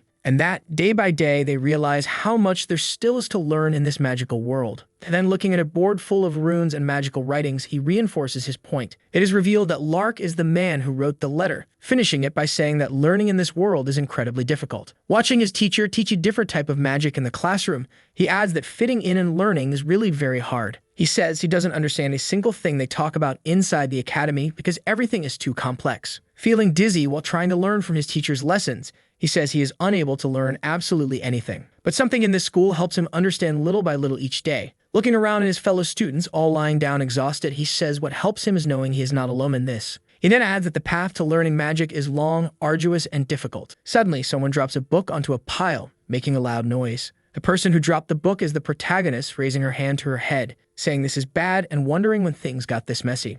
She is in a room completely cluttered with books scattered all over the floor and tables, a total mess. Trying to justify herself, she chuckles a little and says she's been so busy that she hasn't had time to clean her own room. While relaxing deeply on the couch, she says that now that she thinks about it, she hasn't had any time for herself since she started teaching. Then something crosses her mind. If she steps down from the front line, she won't have any reason to meet the elders. And her bad habit of withdrawing from places because of the tense atmosphere has also calmed down over time. Her teaching isn't going badly either, since no one has had any doubts so far, so it seems the classes are going very well. Just as the girl was finally deciding to take a moment to rest, someone enters the room asking if they can talk about a few things. This leaves the protagonist very disheartened, drooling slightly from her mouth, wondering why now of all times. The person then begins slowly opening the door, creating a suspenseful atmosphere. Wiping her face clean, the teacher asks what the problem is and what doubt needs to be cleared up. We see that the person entering the room is the purple-haired girl, looking very sad and shy. Standing up, the teacher closes the door and asks if the girl has a question. With a very fake smile on her face, the protagonist wonders what the girl's name is, thinking of several names but unable to remember the right one. Then, in a very sweet manner, the girl approaches, saying she has something she would like to tell the protagonist.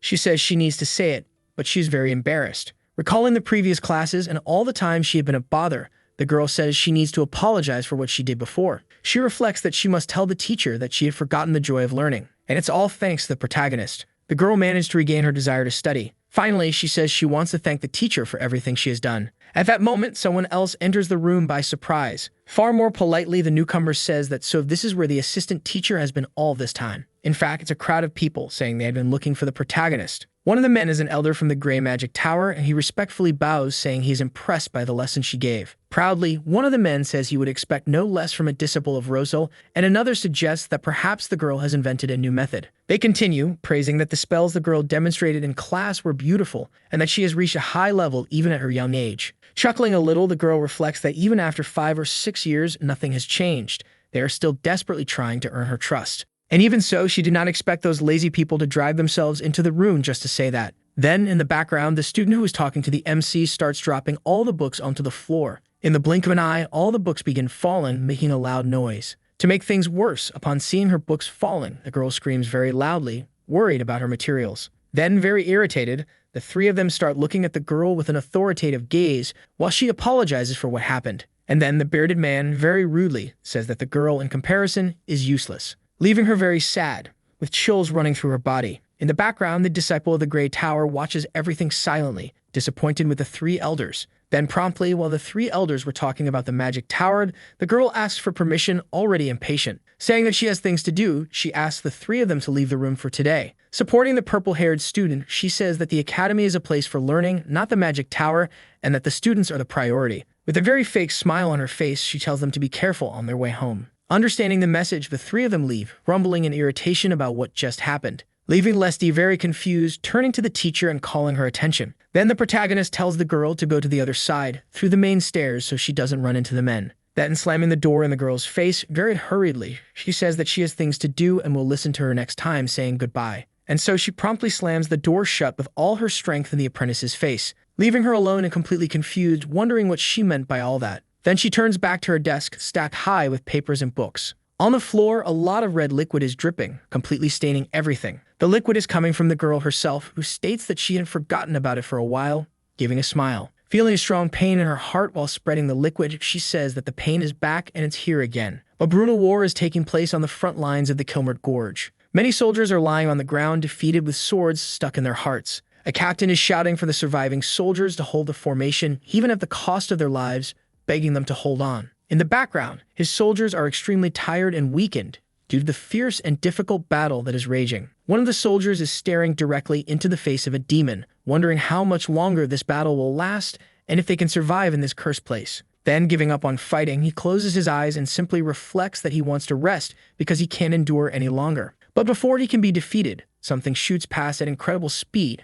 and rushes toward the enemy. A very fast burst of light advances with full force toward the rival's hand, destroying it, leaving the soldier completely stunned, wondering whose attack that was. He then looks farther ahead and realizes that it is Miss Lemia's arrow radiating magic. Arriving on the battlefield is the young woman with a powerful large bow, lifting all the soldiers' spirits with her presence. Starting to run toward the monster, the girl complains that this situation annoys her greatly. Then she draws the bow and prepares an attack against the enemy, saying that it feels like a waste right now. But even so, she can't help but try. She fires the arrow, which emanates a strong yellow energy. Feeling hopeful, the soldiers start to advance, shouting that they have the help of the divine archer and asking everyone to charge without fear against the demon army. However, even with that, the hopeless boy falls to his knees on the ground, wondering if they can actually win this battle, feeling very weak. Then a green healing light suddenly appears on the boy's body. In the background, we can see the cleric from the hero team healing the boy to his maximum so that he can fight bravely in battle. The girl is praying with all her faith for the soldier to heal, releasing a great amount of green restorative energy. However, even though she plays a support role, the girl has a disgusted expression toward everyone fighting in the battle. Finally, the leader of the hero team appears, glowing in yellow and swinging his sword, defeating enemy after enemy, making everyone cheer for his arrival, shouting that the hero Kyle has come to save them all. While the warrior, with all his strength, defeats a demon beast by delivering a strike, the soldiers celebrate that the hero team is at their full power. Time passes in the battle, and finally, the soldiers raise the white flag, indicating their victory. Wiping the sweat from his face, the chief celebrates their victory and asks the remaining soldiers to send news of their triumph. However, in reality, all the soldiers had been defeated, and the sounds of celebration exist only in the warrior's mind. Returning to reality, someone calls out Kyle's name, snapping him back to consciousness. The pink-haired girl calls the man by name, hugs him, and asks if he can hear her. While cleaning her sword, she complains that the stench of undead is stuck to their clothes and wonders if they should buy new outfits. She grumbles that she's already worn these clothes twice, making the blonde woman mumble for her to stop talking nonsense. Afraid of getting scolded, the girl comments that the battle would have ended faster if they had that annoying mage with them. Letting out a mischievous laugh, the cleric agrees, saying he definitely had his uses. Mocking and laughing, she says that the mage must be on the verge of heading to heaven at a time like this. Narrowing his eyes, the man boasts that without his help, the boy wouldn't have been able to endure the curse he carries. The story moves to someplace at night. The protagonist is walking through a deserted, dark city, heading somewhere, reflecting that, somehow, he managed to endure and survive the pain. Suddenly, a wave of pain resurfaces in his chest, making him scream that it's happening again. The sensation causes his heart to slowly weaken and drown in a pool of red. Trying to survive one more day, he clutches his chest and activates a magic of ashes within his heart. The ashes cover his entire heart, soothing the pain and calming him for a few minutes, leaving the protagonist more at ease. Looking at his bloodied hand, he states that somehow he has managed to hold off the disease until now. But as he wipes his hand clean, he complains that this isn't a permanent solution to his problem. Frustrated, he continues on his way, wondering why he has to go through something like this. He murmurs that he managed to buy some time when he paid half his life to bind the demon lord's legs. But in return, a curse was placed upon his heart when he tried to save his companions, something the protagonist brought upon himself. Walking through the deserted city, he tries to find someone, saying he thinks that person's house should be around there. Then, stopping in front of a wooden sign, he realizes he has finally found the place, feeling relieved. It's a very strange and hidden house within the city, known only to a few. He complains that the place is as weird as ever. The person he is looking for is an old man with black eyes and a huge, unshaven beard. Without waiting or asking for permission, the protagonist simply opens the door. Seeing who is at the door, the old man starts walking, thinking to himself that he was wondering who would show up at this hour of the night. Looking at the girl's clothes and instantly recognizing her, he comments that she still has weird hobbies, just like the last time they met. Staring directly into the girl's eyes, he calls her by her old name, Renal, immediately and cunningly recognizing who she really is. Sighing deeply, the girl chuckles a bit and asks if he thinks she looks like this because she wants to. A bit saddened, the man complains, asking if the girl isn't being too cruel to a friend she hasn't seen in so long. He adds that beyond her physical appearance changing, her soul has also been altered. Pointing at the girl, he bluntly says that to make matters worse, she now has a curse in her heart. Recalling the warrior's past, the old man asks what exactly happened over the past 5 years. The girl remains silent for a few seconds, thinking about how to answer her friend. Many weeks earlier, in a crowded city, people are bustling around everywhere. Within the city, a narrow alleyway is filled with broken and scattered objects all over the ground. In the middle of the alley, 2 drunkards lie defeated on the floor, cursing the protagonist. The story returns to inside a bar where food and drinks are scattered all over the tables. The Grey Mage sits sadly, wondering why he is always treated so horribly. He's famous for being the best mage in the kingdom and the next heir to the Grey Magic Tower, but he rejected this brilliant future. He abandoned that destiny to embark on a 5-year journey with a team of heroes. Trying to forget his sorrows and sadness, he starts drinking a glass of milk at the bar. Looking at his powerful wooden staff, he murmurs that he never could have predicted he would be expelled from the team so suddenly. Feeling ashamed, he leans on the table, admitting that he is too embarrassed to return and face his master. At the back of the bar, a woman catches the protagonist's attention, elegantly dressed with long red hair. The boy is completely astonished as he recognizes the woman known as the Succubus Queen. Magnificent and hypnotizing, many men surround her, trying to win her attention, making the protagonist wonder what she is doing there. Outside the city, music starts playing, capturing everyone's attention and preventing the city from falling asleep. The voice behind the beautiful melody belongs to the Succubus Queen herself, who enters the bar captivatingly, drawing many gazes.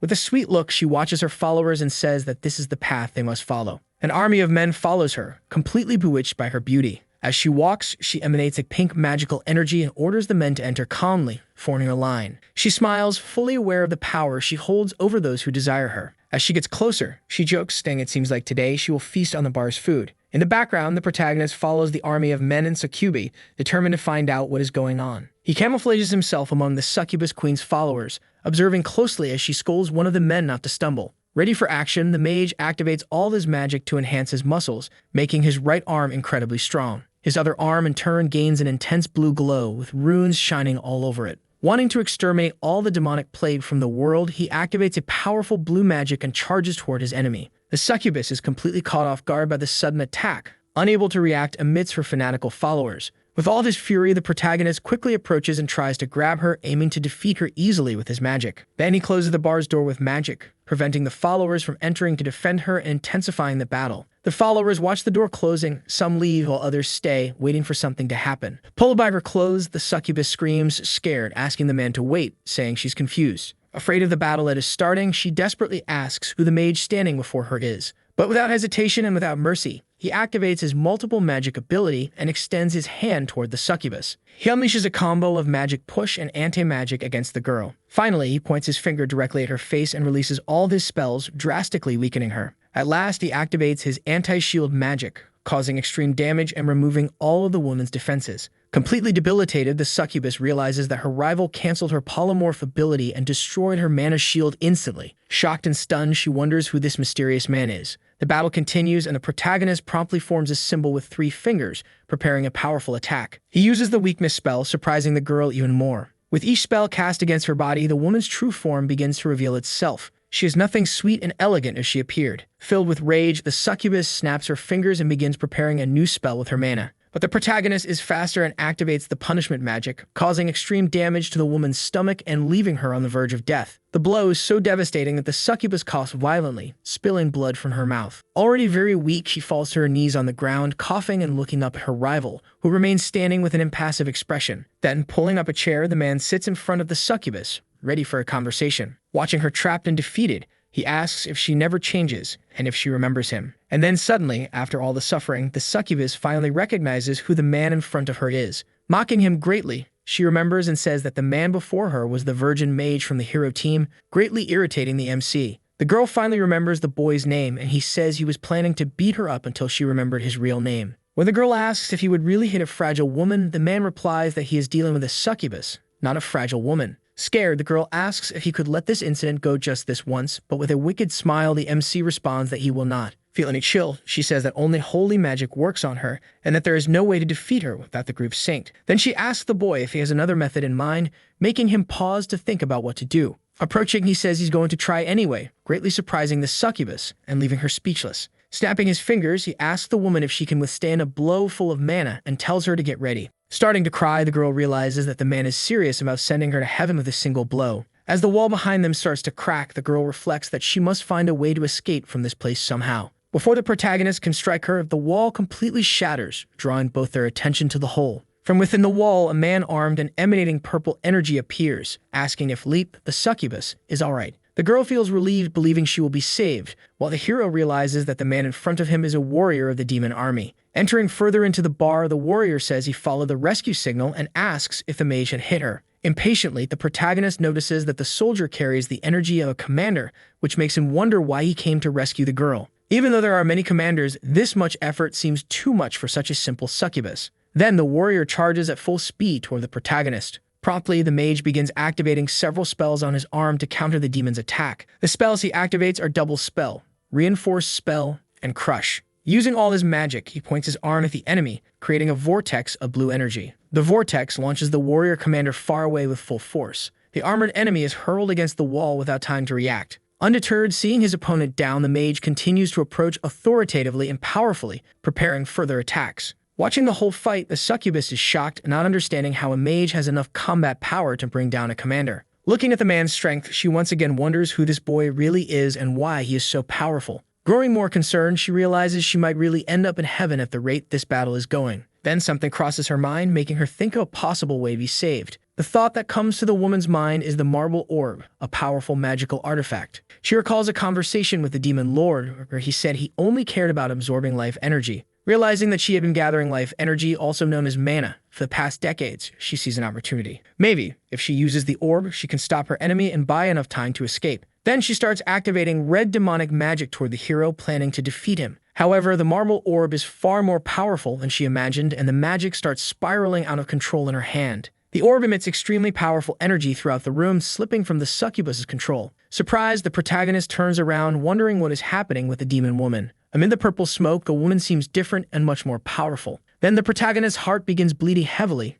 likely due to the marble orb's influence. Feeling extremely weak, the protagonist kneels down, clutching his chest, overwhelmed by unbearable pain as energy leaks from him. On the verge of death, he starts coughing violently, spraying blood everywhere, almost too weak to continue. The floor becomes soaked with the blood the man is coughing up, his life slipping away rapidly. Looking into the black mist, the protagonist has no doubt about what it is. He says this is the same monster he encountered 3 years ago on the black battlefield. The very being that cursed his heart, something he could never forget, the fearsome and mighty demon lord. Far too weak to fight, he wonders why this mist has suddenly appeared inside the bar. Seeing the woman approach while manipulating the orb, he questions how a succubus could have something so powerful in her possession. Approaching, miserably enraged, the woman intimidates everyone with her demonic presence. Standing up despite the intense pain in his chest, the boy states he has no doubt about what this black mist is. This mist, without question, belongs to the demon lord, a mass of curses that had once been defeated by the team. But who exactly is this woman, as she seems much more powerful than she appears?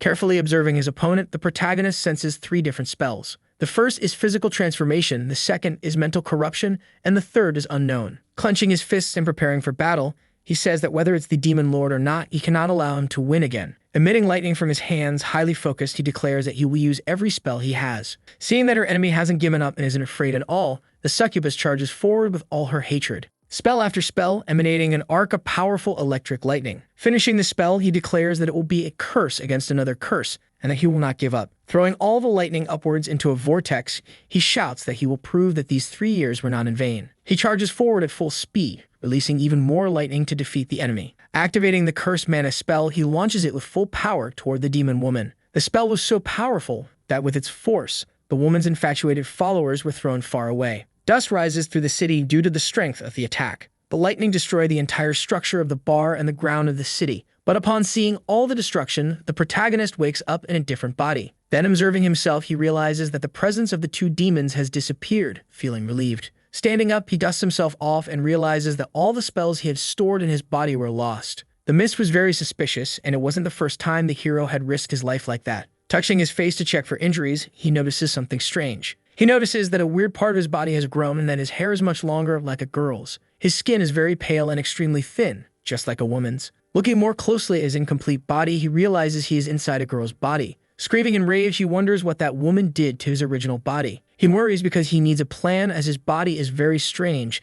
and the demon lord's army could be nearby. Closing his eyes, he concentrates, thinking that now it's time to recover the spells lost during the attack. easily materializing the divine scale in front of him, as he will in the future. He finally manages to recreate the divine scale perfectly before him as if it were natural. Then promptly, the divine scale asks what the girl's wish is. Without hesitation, she responds that she wishes for the curse on her body to disappear and for her stored spells to return. The divine scale asks for compensation for such a powerful request.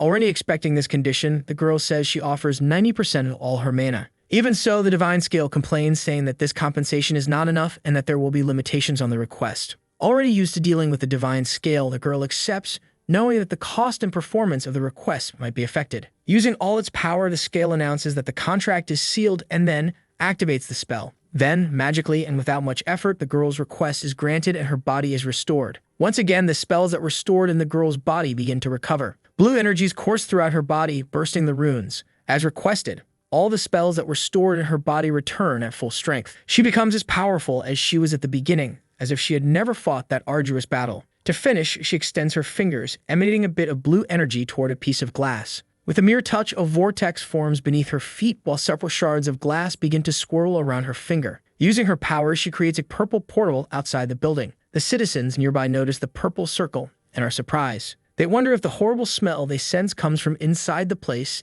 and if it is demonic energy. A patrol of soldiers runs toward the building to investigate what is happening. As they run, they comment that everything was normal just moments ago and wonder what happened to the building. Observing the place and its spells, they realize that a perception-distorting magic was cast around the area. Looking at the aura forming around it, one of the soldiers mutters, "Esquibble." He is certain that this barrier originated from the fourth sacred skeleton king. Grabbing a small orb in his hands, he realizes that the succubus queen was a commander and that perhaps this orb is imitating the demon lord's presence. He places the orb into his pocket, planning to investigate it later. Declaring that he can't just let this pass, he decides he must find out exactly what this is about. Looking at his feminine hands, he states that this is the strangest effect of all. If the goal was to defeat him, there were much faster ways than changing his gender. Irritated, he feels his nerves on edge as he never wanted to be a woman. However, he calms himself and walks calmly, concluding that there's no point in worrying now, as he won't solve it anytime soon. The matter now is to adapt, since this change seems permanent for now. The story moves forward to the present, at night inside a mystical shop. Sitting on a chair, the girl talks with her friend, telling him everything that happened over the past few weeks. The man's shop is filled with mystical items, with various potions and strange instruments scattered all over the place. Preparing a potion, the man adds some leaves to the cauldron while reflecting on the black mist. Annoyed, he tells his friend not to speak nonsense, but the other responds that he's not lying and asks if he can't see his body. The old man smiles and says that the past 5 years have been good for his friend, leaving him furious because he clearly didn't understand the situation. Without wasting time, he snaps his fingers, emanating a powerful white magic. Then, to properly carry out his potions, the old man dispels the illusion over his body, revealing that he is actually an elf. The purple potion splashes onto the counter as the elf observes and admits that he is not sure how to reverse this physical transformation. However, he affirms that he can at least prevent the corrosion the curse is causing in the girl's body. Slowly, he pours the liquid potion into a glass vial. After some time, the girl manages to fill several vials with the potion that can reduce the corrosion. Looking carefully at the mixture in her hands, she asks if this potion will really work. The sorcerer responds that it won't be a permanent solution, but at least she will be able to survive without depending on the saint. Always perceptive, the protagonist stares at her friend and states that he knows more about the curse than he is admitting. However, for some reason, he hesitates and replies that he cannot reveal everything he knows. The two begin to argue, but interrupting the fight, the elf tells the girl to drink the potion once a month. Determined not to accept it for free, she says she will be available to help him whenever he needs. The man reflects for a moment and says that, in truth, there is no payment he is interested in. But then, he mentions that there is something he needs. In recent days, he has felt something moving in the underground tunnels of the city. Within the sewers, a completely purple wolf emanates cursed energy. The elf reveals that he already sent a disciple to investigate, but without success. The girl is surprised and asks if he really has a disciple. The scene cuts to the sewers, where a young man emanates a blood-like energy. Curious, the protagonist continues asking about the boy. The elf corrects himself, saying that instead of calling him a disciple, it would be more accurate to call him a relative, as he was the one who taught magic to the young man. He then reveals the boy's name, Belno. In the underground tunnels, the boy faces the demonic wolf, ready for a tough battle. In the city's underground, something very tense is happening. The disciple of the Black Tower, is fighting very bravely. An army of demonic wolves stands before the assassin, who shows no fear at all. As he approaches, he says he promises to meet Chloe tomorrow.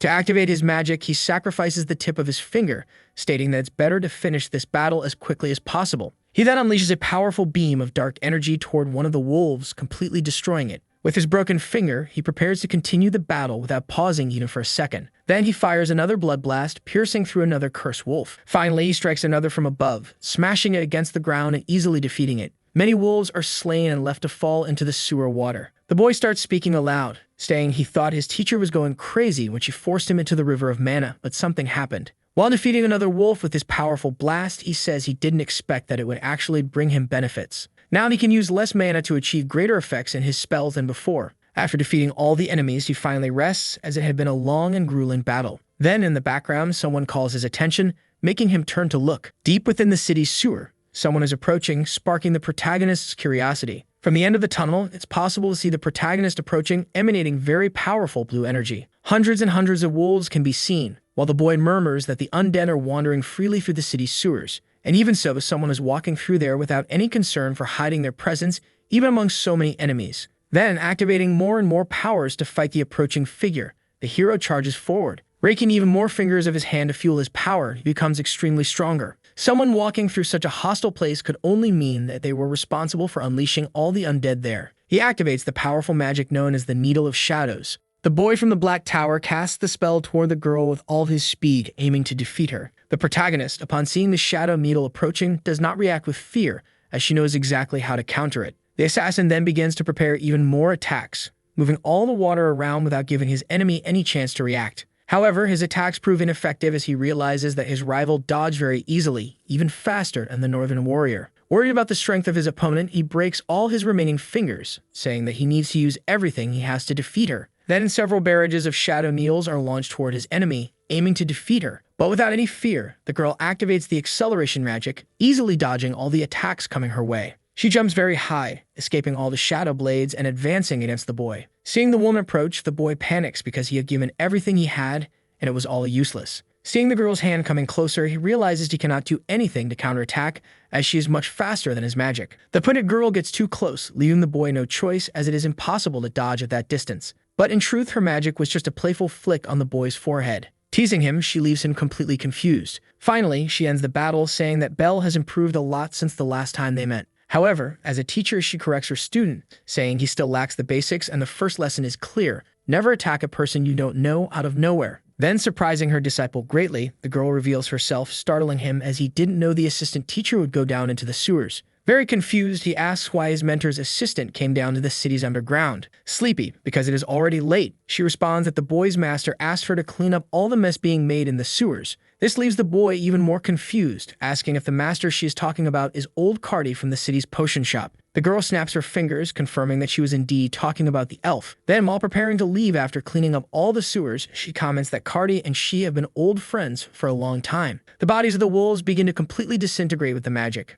Curious, the boy asks the teacher's age, and she answers that she is 21 years old. As they walk to leave the sewers, the girl asks Emo if he would like to say anything, and he responds that he would not. But catching the teacher's attention, the boy says that he actually has a question. They stop while walking, and the boy promptly asks what the young woman used to do before joining the academy. He comments that he finds it very strange for a teacher to be so extraordinarily efficient on a battlefield. Admiringly, he says that her movements are something completely different. A student who spent his whole life reading books could never move like that. Then, with a mysterious look, the girl slowly responds that you could say she spent some time in many dirty places. Suddenly, from the shadows, more cursed wolves start to appear, furious over the loss of their companions. Already bored with all of it, the girl ends the conversation, saying it's time to put an end to this exercise. They arrive in front of a rustic door, guarded by several wolves. The girl observes and says that it seems to be her final destination. Then she activates two powerful spells, causing runes to swirl throughout the room, preparing a destructive attack. The spell hits all the wolves present, making them scream in pain as their bodies are completely disintegrated by the magic. Shielding himself from the spell's impact, the boy asks what kind of magic that was.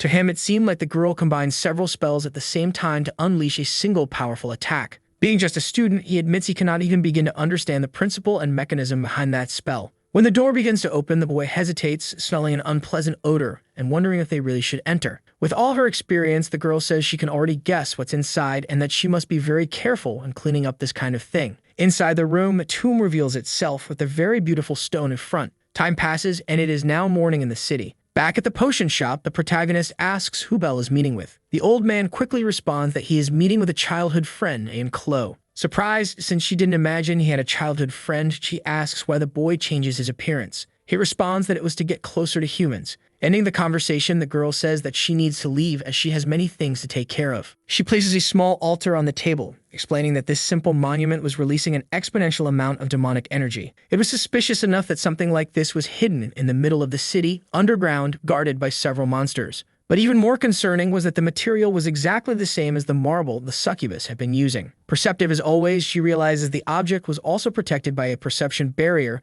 which explained why no one had noticed its presence in the city. The old man is left speechless, simply observing the jewel and reflecting on what to do. Adding to her explanation, the girl comments that while the underground is far from everyone's eyes, something like this, at the heart of the royal capital, is very suspicious. She concludes by saying that a major disturbance is about to happen because of this. And finally, she states with conviction that the scent and the touch of the demon lord are everywhere. It has been a month since the woman became an assistant, and many things have happened during this time. Little by little, she is getting used to teaching. At Aplia Academy, she continues giving her lessons, and her students are improving more and more. During class, she begins explaining that some spells need to be combined with others to work correctly. For example, she mentions a type of imprisonment spell that can be diagrammed in a specific way. Focused on the lesson, Lark diligently writes down all the explanations and runes, aiming to become the best. Wrapping up her explanation, the teacher materializes a magical system, demonstrating that it can be cast with minimal mana usage, and asks if anyone has questions. The students are left speechless by the ease with which she conjures the magic, as they are not yet at that level. Noticing the astonishment of the class, she feels that her students did not understand anything she explained, even though it had been easy at her level. She lightly coughs, reflecting on how she might make her explanations more accessible in the future. She ends the lesson by asking the students to leave the content written on the blackboard and spend the rest of the day trying to understand what was taught. While writing, she reflects that although she is still not used to teaching, today's class felt easier. She suggests that the students try casting the spell on their own before the next class, practicing to work through any difficulties. After that, she bids farewell and ends the class for the day. The students gather around the blackboard, discussing the explanation and trying to figure out how to cast the spell. After class, the girl heads to her personal room to rest a little. Leaving the classroom, she senses that her master will probably scold her again. She remembers the last times when he complained about certain aspects of her teaching. Even though many students are struggling, she knows that some have said they have learned a lot since her classes began. At the end of the hallway, she notices a teacher surrounded by two students, helping them with some doubts. He patiently explains the functioning of a spell, simplifying it as much as possible so the students can understand. As she passes by and hears the explanation, the girl realizes the man managed to teach the principle of explosion very easily. She begins to sweat nervously, realizing that maybe she needs to put in the same effort to make her explanations easier to grasp. Observing the teacher's didactics, she questions why she had never thought of that before. Still reflecting, she thinks that if the students don't understand, they will try to clear their doubts on their own, like the purple-haired girl did. Placing a stack of papers on the table, a man approaches her and asks if she knows what it's about. Looking at the papers, he explains that they are complaints about her classes, and that there are many. The girl shudders, realizing she will now have to improve her teaching style. The man emphasizes that even though she is only given 2 classes, it is important that she reads all the critiques to improve her didactics. One of the complaints says that the magical circuits used in her explanations are extremely complex and difficult to understand. Another mentions that the speed of the class is too fast, making it hard to follow along. Finally, a third complaint points out that students don't understand the terminology of the spells used in the previous lesson. Very irritated, the man with glasses who is leading the meeting asks what exactly the girl has been doing in her classes and urges her to put herself in the students' shoes. Slightly annoyed, she responds that she doesn't fully understand the situation either, trying to justify herself. The man, visibly upset, asks her to calm down as he is beginning to lose his patience. Smirking sarcastically, he comments that a teacher who doesn't know how to teach is a major problem. He states that there is a huge difference between her and the last assistant, Selt, who had a much more efficient teaching style. Curious, the girl asks who this man is, which leaves her interlocutor surprised, as he cannot believe she does not know the former assistant. Explaining, he reveals that Selt fought side by side with Professor Machart on the battlefield. He adds that he was withdrawn from combat due to serious injuries, but that he still continues to walk the path of magic. Mocking, he says that unlike a certain person, a man puts himself in the situation and position of his students and teaches them to move forward. He says that he is a true and highly respected educator at the academy, belittling the girl. Some time passes and the story moves to the cafe, where the protagonist always goes to relax a little. Opening the cafe door, the attendant tells the girl to sit wherever she likes. And we see that the girl present at the cafe is Lash, who came to study a bit. Many students complain that the teacher's classes are too difficult to understand. So they asked Selt to explain because his teaching method is much better.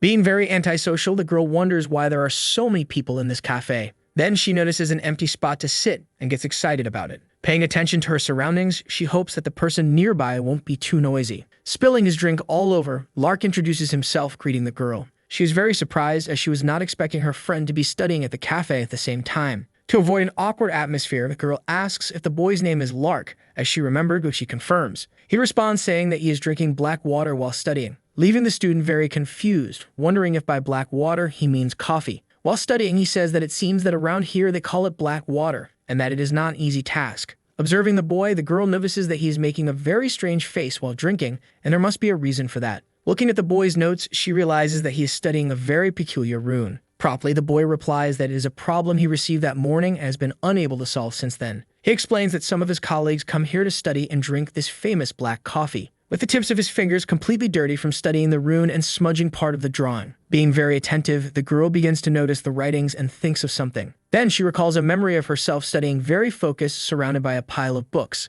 Her tears fall onto the book, smudging all the paper and preventing her from studying. The girl cries a lot as it was a very difficult task to study. Sitting next to the boy, she wonders what he is not understanding and maybe she can help. After studying a bit and understanding, she says that the method he is using is the same as the one used in the third question that had been solved. Stating that the boy has a bit of an attention problem, she says she will only explain once so he should pay attention. While the students suggest asking Professor Selt about the basics, the girl, being different, says to consult the book. When in doubt, then on the other side of the academy, the girl once again hears the professor's name, getting irritated and trying to remember who it is. Drinking a coffee, she reflects that just by looking at her students' faces, it is enough to see that he is terrible at teaching. Getting on edge after hearing once more the name of the assistant professor who is helping everyone. Very sweetly, two students apologize for interrupting her during her break and ask if they can clear up a doubt. Promptly, the man says yes. Watching the man explain the issue easily, the protagonist wonders if he is the one they had been talking about all along. Feeling very jealous, she turns her whole body, wanting to see how good this man really is, as everyone says.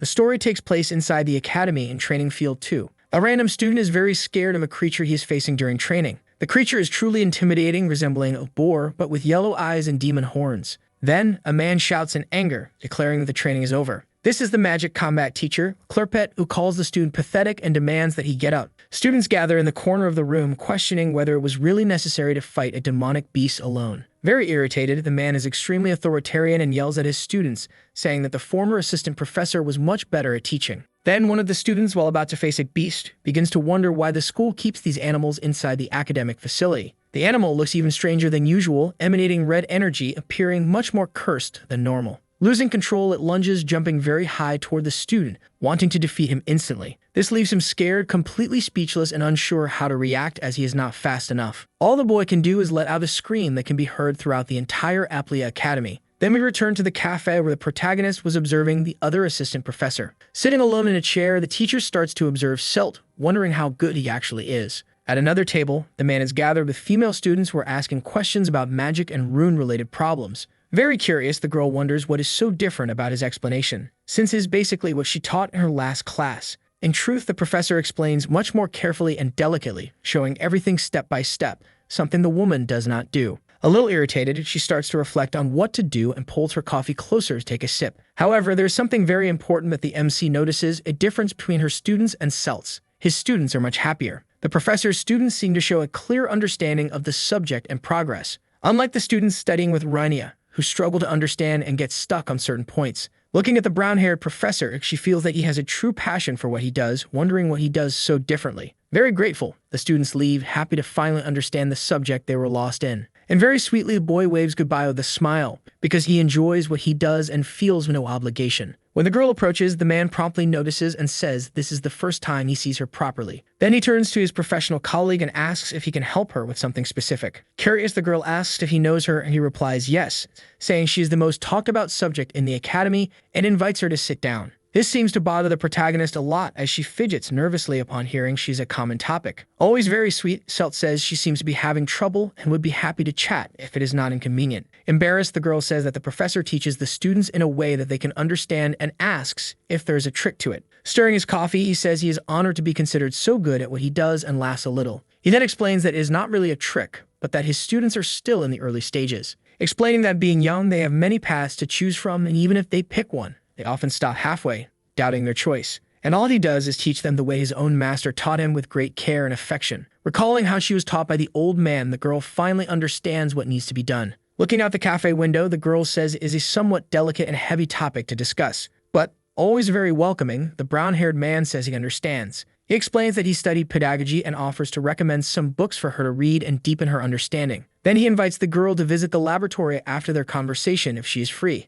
Curious, the girl says her schedule is quite open today and accepts the invitation. Then the two promptly leave. The boy says he will show her the school's laboratory. Some time passes and the sun is already setting. Walking through the school premises, a professor asks if he can ask a personal question about the young lady. When his friend agrees, he asks when she met Professor Rosel. However, before he can finish his question, someone shouts the man's name very loudly, shifting the entire conversation's attention. Then the two turn to see who called, and they see it is the combat professor asking what he is doing. For some reason, the combat professor is very angry and starts advancing towards Selt. Reflecting, the protagonist remembers that this professor's name had been mentioned earlier by the boy with glasses. Trying to justify himself, the boy says he was just having a conversation with the teacher, which irritates Machart, who says he is doing useless things. Very irritated, as always, he throws all his papers into the air and starts shouting, affirming that there is another beastly demon going crazy in the classroom fighting against the students. Humiliating Selt, he says that if the professor cannot do his job properly, it would be better for him to return to the battlefield. Then he leaves angrily, saying this is the last warning and demanding that he investigate and send a report by the evening. Worried about her colleague, the girl turns and asks if he is okay. Selt is a little uncomfortable, but reassures his friend by saying that this is normal to happen. Then, collecting the papers from the ground, he explains that the combat professor wants to teach the students through practical battles.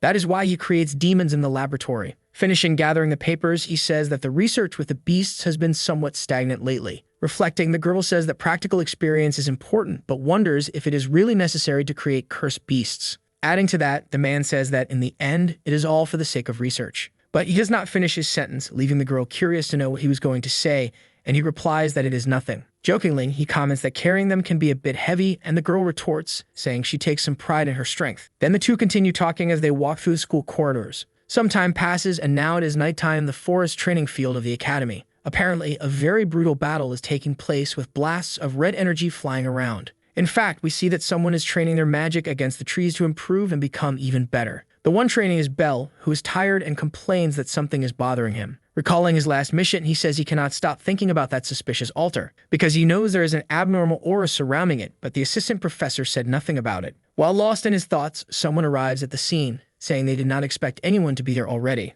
The person who arrived is Lark, who asked if his friend occasionally trains in this forest too, just like him. Observing the damage to the trees, he says that the boy's accuracy has improved a lot since the last time, wondering what training he has been following. The two start walking while the warrior asks if his friend has a mentor outside the academy, and Belle retorts. Hidden among the trees, there is an army of demonic beasts observing the two boys walking. As they walk, they start talking about various random topics. Finally, Lark asks if they can have a little competition, suggesting they turn this training into a challenge. Looking ahead, the assassin says aloud that it is funny to think that beastly demons would appear in Aplia. But his friend easily retorts, saying that normally this would be impossible to happen within the academy's territory. Seeing the beastly dogs approaching, they wonder how they should count the points for the competition. The animals start running, spreading cursed aura everywhere, completely enraged and eager for battle. Starting a challenge, the two prepare for a long fight. Seeing the unstoppable animals approaching, they shout at the same time as start and charge forward. In the academy dormitories, we can see that one of the houses has a huge hole. Inside the room, someone complains that the wind is very strong today,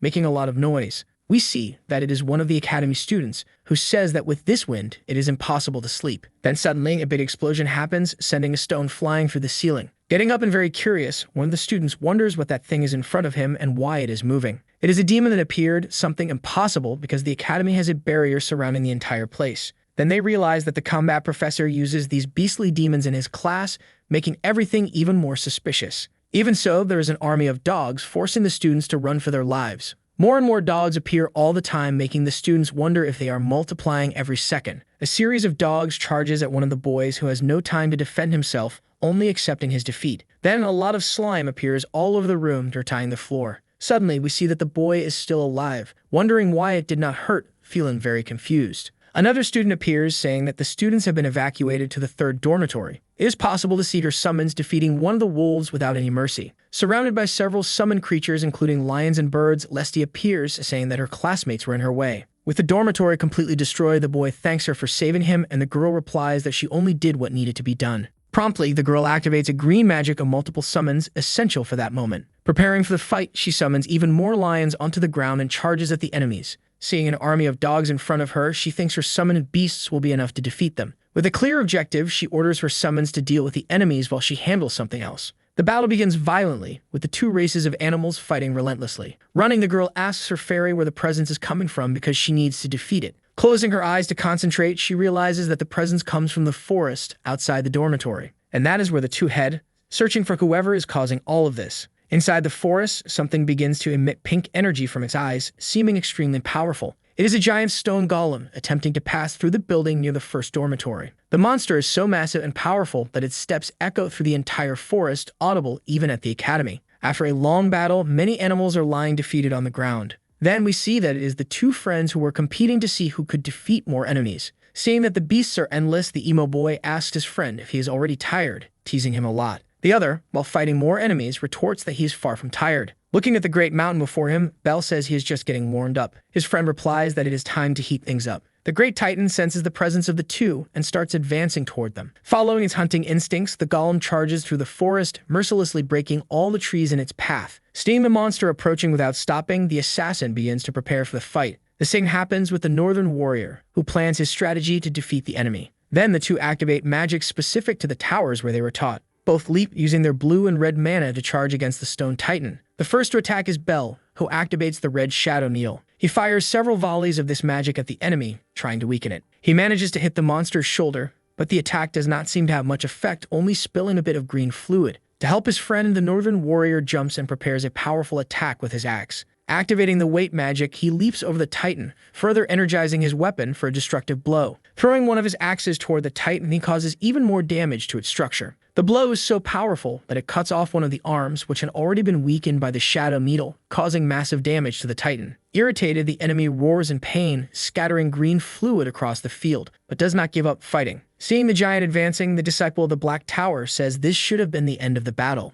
Curious, he notes that their blows should have completely immobilized the monster, but that is not what happened. Surprised, he realizes the monster is much more powerful than it appeared to be. To their shock, the fallen arm of the titan starts to regenerate through magic. Confused, they wonder what is happening and how to stop this regeneration. Then someone from deep within the forest responds that the answer is obvious, surprising the white-haired boy. Appearing suddenly, the girl asks if they really expected to defeat an enemy without knowing its weaknesses. The two are stunned by her sudden presence in the battle. Suspicious, the emo asks if she came to help them, and the girl replies that she could not stand by while the academy was in chaos. But selfishly, as a disciple of the Black Tower, Belle says he could have, to be honest. Then the girl interrupts the conversation, saying that does not matter now. The focus must be on defeating the titan, which is different from the other monsters, because the golem has a magical core that forces it to maintain its form. The only way to destroy it completely, leaving no chance for recovery, is to strike that core. The little fairy is confused because the structure of the demonic golem looks strange. Besides, something very odd is happening at the academy.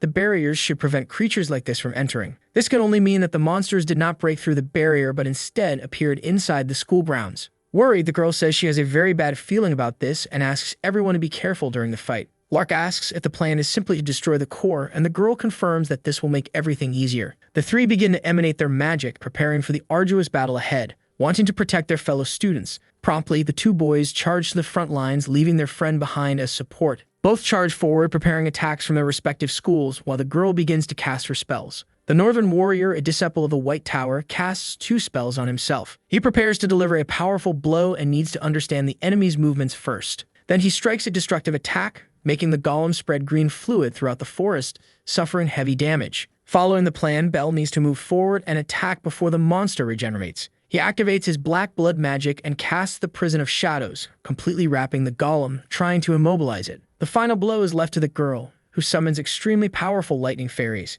Using multiple spells, she enhances her summons but begins to sweat from the excessive mana consumption. Belle, impatient, urges her to hurry up. The girl says she is ready and finally summons the most powerful lightning fairy. The spirit summoned is Sylve, a legendary thunder fairy. Without hesitation, Sylve begins casting her magic, calling down lightning across the entire area. With an ancient thunder spell, she creates glowing runes in the sky, summoning a raging storm. A rain of lightning crashes down with overwhelming force, striking directly at the Titan's core. At the academy, we see several broken windows and someone saying they had a lot of work, but none thanks to Professor McChart. The school floor is completely dirty, and someone is sweeping to try to clean it up. The students are helping to stir life back into the school, while one of them says they knew this would happen the moment they decided to fight beasts. Carrying boxes on his shoulder, Lark asks if they need help moving anything on the floor. The students thank him, saying it is a good thing they no longer have to fight demonic animals. They comment that making students fight cursed beasts, even to prepare them for real battles, is an exaggeration. They say the combat professor has a terrible habit of speaking ill and belittling students he does not like. They wonder how someone can be so bad at being a teacher, complaining that he was careless enough managing the beasts to let this happen. They mention they heard that Assistant Professor Selt was able to control the animals.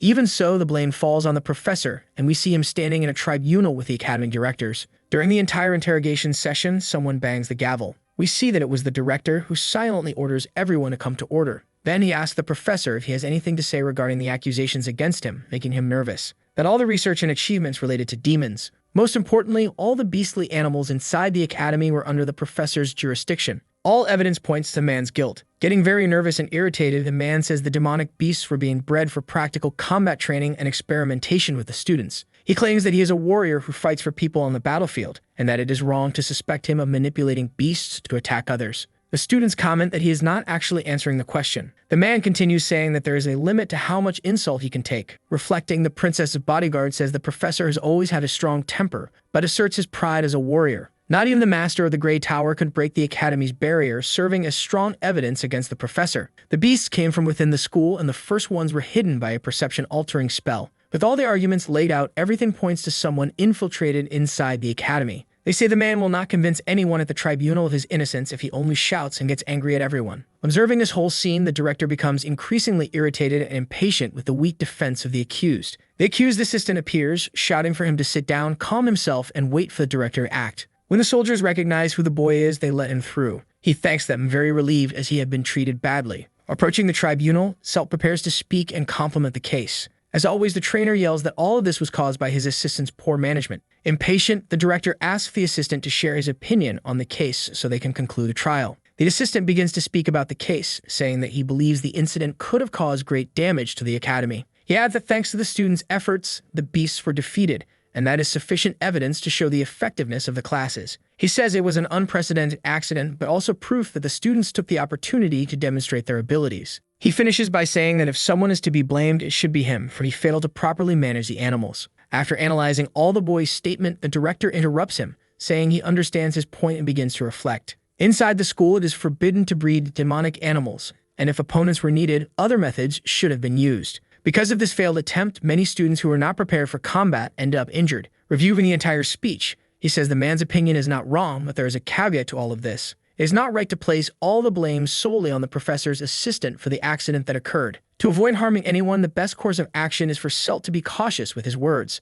Summarizing the entire case, the director orders that the combat professor be detained until the matter is decided and concluded. However, the tribunal's result leaves the man furious, his nerves on edge, allowing hatred to consume him. Angry, he starts shouting at the director, asking how he dares insult him so rudely, while people try to restrain him. Breaking free, he screams that he was a kingdom warrior and cannot be treated like this. After all this happens, the story shifts and a bright constellation appears. Someone speaks to another person, telling them to pursue and retrieve something important. The one listening is the blonde princess, who hears a voice advising her. The girl seems to be in space, in a spiritual moment beyond human consciousness. She was sleeping while hearing the voice asking her to seek something important. Finally, she wakes up very confused, wondering what had just happened in her dream. The day seems to be starting now, and the sun is shining through the castle window. Putting her clothes in her closet to get ready for school, the girl reflects that this revelation was different from the others she had before. She says it is the first time the stars have given her a revelation, as if speaking directly to her. Confused, she looks at herself in the mirror, wondering what the stars were trying to tell her with all of this. Then someone enters the room while the girl is reflecting on the meaning of the quest mentioned.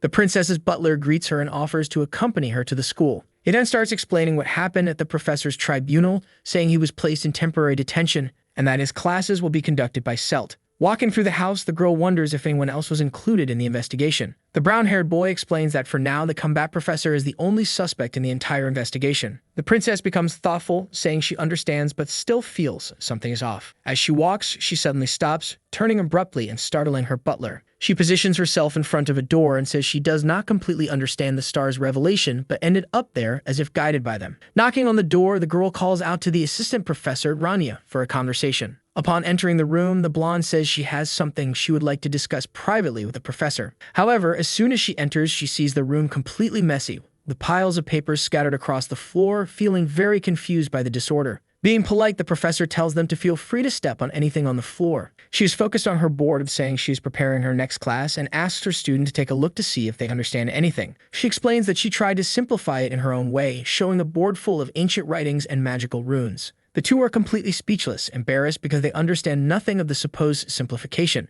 Trying to shift the focus, one of them coughs to catch the girl's attention. He begins explaining that he is the kind of person who can understand magical circuits only by instinct, but he doubts he can help much. Sweetly, the professor says that the MC seems to have changed the direction of her heart since the open class she gave, which leaves her confused. She explains that since the last class, she has been searching for books and preparing more for the next lessons. Finally understanding what her student means, the professor clarifies that the books are not hers. In fact, all the books and materials on the table belong to Professor Selt, who lent them to her. As soon as she finishes the sentence, the princess feels a sharp headache, as if glass were shattering inside her skull. And it is now morning at Aplia Academy and everyone is excited for the day. In the classroom, the assistant announces that he will temporarily be responsible for teaching classes in place of the combat professor. He says that from now on, practical classes with beasts will be replaced by the study of basic combat theories. However, unlike the others, the northern warriors and a boy with purple hair do not show any enthusiasm about the news. The same happens with the emo student, who becomes bored upon learning he will have to spend an hour listening to theory instead of practicing. The assistant then begins the class, explaining the fundamentals of magical combat and writing theoretical concepts on the board. In the school corridors, two students comment that they heard the Beast Laboratory was shut down and that Selt will be taking over the classes. Meanwhile, the three students discuss the matter, and a girl asks if something is on their minds. Lark responds that he cannot get rid of the rotten smell from the battles, leaving the girl confused about what smell he is talking about. Reflecting on a better way to express it, the girl asks if he means that the matter is still unresolved. His friend confirms, and Belle says he feels the same, having been involved in different problems, all related to the cursed beasts. Perceptive, the girl deduces that manipulating so many demons at once must be impossible, even for a professor, and that someone else must be behind it. She emphasizes that it is just a hunch since there is still no concrete proof, but suddenly the blonde girl confirms that she has the same suspicion. Wanting to help with the investigation, the girl joins the three to discuss the matter. Surprising the purple-haired girl with her presence, the blonde asserts that they are still far from solving this problem. Some time passes, and it is now nighttime at Aplia Academy. The four students continue investigating and ask if the princess is sure about her suspicions. She answers that she has faith in her intuition. However, always suspicious and smart, Lesty interrupts the discussion to point out something important. She notices that the place they are entering is the assistant professor's room and emphasizes that this could be a mistake. The blonde compliments by saying that Lark has exceptional intuition and that something could indeed be hidden there. Still doubtful and sweating cold, Leslie says she does not doubt the princess's words but feels fear. The princess then touches a constellation with her finger and claims that the stars are guiding the group to this place through a form of precognition. The four position themselves in front of the door, ready to continue the investigation and uncover more about what is happening at the school. Turning the doorknob, the northern warrior says that the rotten smell is getting stronger as they approach. Upon opening the door, he adds that once they enter, all problems should resolve and become clear. As they enter the room, they notice several cages and realize that the demons were captured and placed there as prisoners. Looking at the table, they clearly see that the creatures have been domesticated by control magic. Afraid, someone suggests they leave the place, but the princess takes responsibility if anything goes wrong and asks them to investigate carefully. Looking around the room, the smartest but least attentive boy states that nothing there seems suspicious to him. The Harris in turn reflects that there must certainly be something in the place that can bring them closer to the truth. Even if the assistant professor is not the true culprit, something in that environment could incriminate someone else. Suddenly, someone enters the room by surprise, frightening everyone, especially the princess, who turns around in fear. The protagonist and her friend arrive at the room and notice the four students investigating, while the professor questions why they are there so late at night. He begins to reflect on why his students are there, considering their behavior suspicious in itself. Taking the lead, the northern hare calls the professor's attention to something. Extending his hand to the man, he says there are a few things that need to be clarified in this case. Looking at the books on the shelf, he mentions that there are some questions on his mind that require answers. Directly, he asks the professor if he was the one who released the demonic dogs into the school, leaving the man surprised by the accusation. Then suddenly, the assassin, irritated, asks his friend to explain why he is accusing him of something in the first place. He then responds that he has nothing specific, but his intuition tells him that this is exactly what happened. He adds that the assistant professor carries the same guilt, while the girls reflect on not making him even more irritated at a moment like this. The girl asks the professor why she is there at that hour, and she explains that she was just returning the books she had borrowed. Interrupting the entire discussion, someone interjects saying it is already getting late and it is better for everyone to go to sleep, asking them to check the time. To appease the situation, they suggest continuing this conversation later, but the blonde interrupts, stating that this won't be enough. Not at all. She suddenly declares that the stars agree with Lark's statements. She adds that, on behalf of her family, she is obligated to investigate his suspicion about the assistant teacher, making the protagonist nervous. In the background, the teacher clenches his fists, slightly irritated, commenting that the northern boy really stands out in this school. The boy notices the teacher's fists and remains alert to any potential strike coming his way. Trained for situations like this, he begins to pull out his axe hidden beneath his cloak to defend himself in case a sudden fight breaks out. The teacher becomes slightly nervous, saying that without a doubt he is, but he doesn't finish his sentence. Sweating coldly, he manages to finish his own sentence, stating that without a doubt he was the one who released the demonic beasts. This surprises the two fighters in the room as the teacher admits that, in fact, he was behind the entire incident at the school. Curious, the heiress asks him to explain why he would do something so terrible in such a peaceful territory. Nervous and visibly remorseful, he says he can explain everything that happened. He begins to recount that the combat instructor had some plans involving those types of beasts. He explains that the instructor was trying to find a way to create an intelligent cursed creature to be utilized. The girl widens her eyes, surprised by what she has just heard, wondering what exactly he was trying to achieve. He continues explaining that in his cell, the man had reached the limit of how many beasts he could control. But something kept him obsessed with this goal, drawing him deeper and deeper into his research. Blinded by his ambition, he started creating more and more animals to use as test subjects. That was when the incident suddenly occurred at the academy. Many students were not prepared to fight the beasts and ended up severely injured during the process. He confesses that he couldn't say this in court because things would worsen for the instructor. With a heavy conscience, he admits he thought he could at least eliminate all the beasts by himself. Crying and feeling extremely guilty, he says it's all his fault. If he had worked harder, he could have prevented the instructor from doing something so horrible. He breaks into tears while all the students and the protagonist watch him silently, reflecting. Approaching gently, Lash tells the teacher to calm down, stating that she now understands the whole situation. Always straightforward, Belle asks what they should do from now on with this information. Someone in the background suggests telling everything to the director and letting him decide what to do. At the moment this sentence is said, a bit of universal dust passes through the girl's fingers. She reflects that the stars are revealing something and their warnings are intensifying even more. She wonders why, given that the teacher seemingly revealed everything there was to say. Suddenly, the universal dust stops passing through the girl's fingers,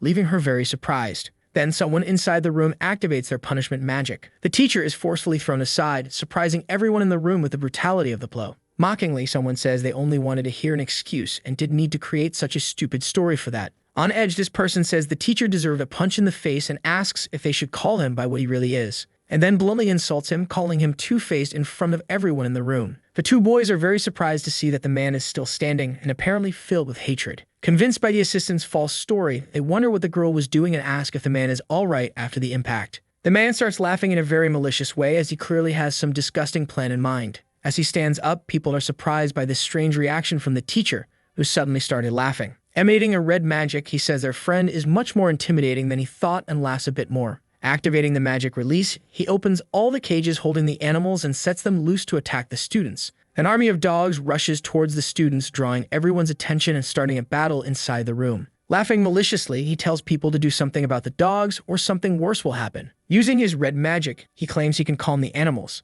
making them as docile as pets, but he warns that if he can do this, he can also do the opposite, making them even more aggressive. He says this is slightly different from the original plan, but insists it'll still work. This irritates the teacher with his attitude. Confident, he reveals his plan, saying he has enough beasts to destroy this cursed academy once and for all. But completely unintimidated, the protagonist asks if he really thinks they'll allow it to happen without fighting back. Then stepping forward, she draws the attention of the two girls in the room, clearly with a plan in mind. She also calls the assassin, who is already preparing his blood magic for a tough battle. The same goes for the white-haired boy, who draws out his sharp axe ready to fight. Preparing herself for battle, she tells her students to chase after the animals as she has something else to handle at the moment. The man then starts saying he's heard a lot about the teacher and that many claim she's quite powerful, but he's not intimidated. With a malicious look, he prepares a fire spell, saying he understands why she acts so arrogantly. Launching the powerful spell, he says he understands why she thought she could defeat him. However, the spell is easily deflected with a slap, making it fall to the ground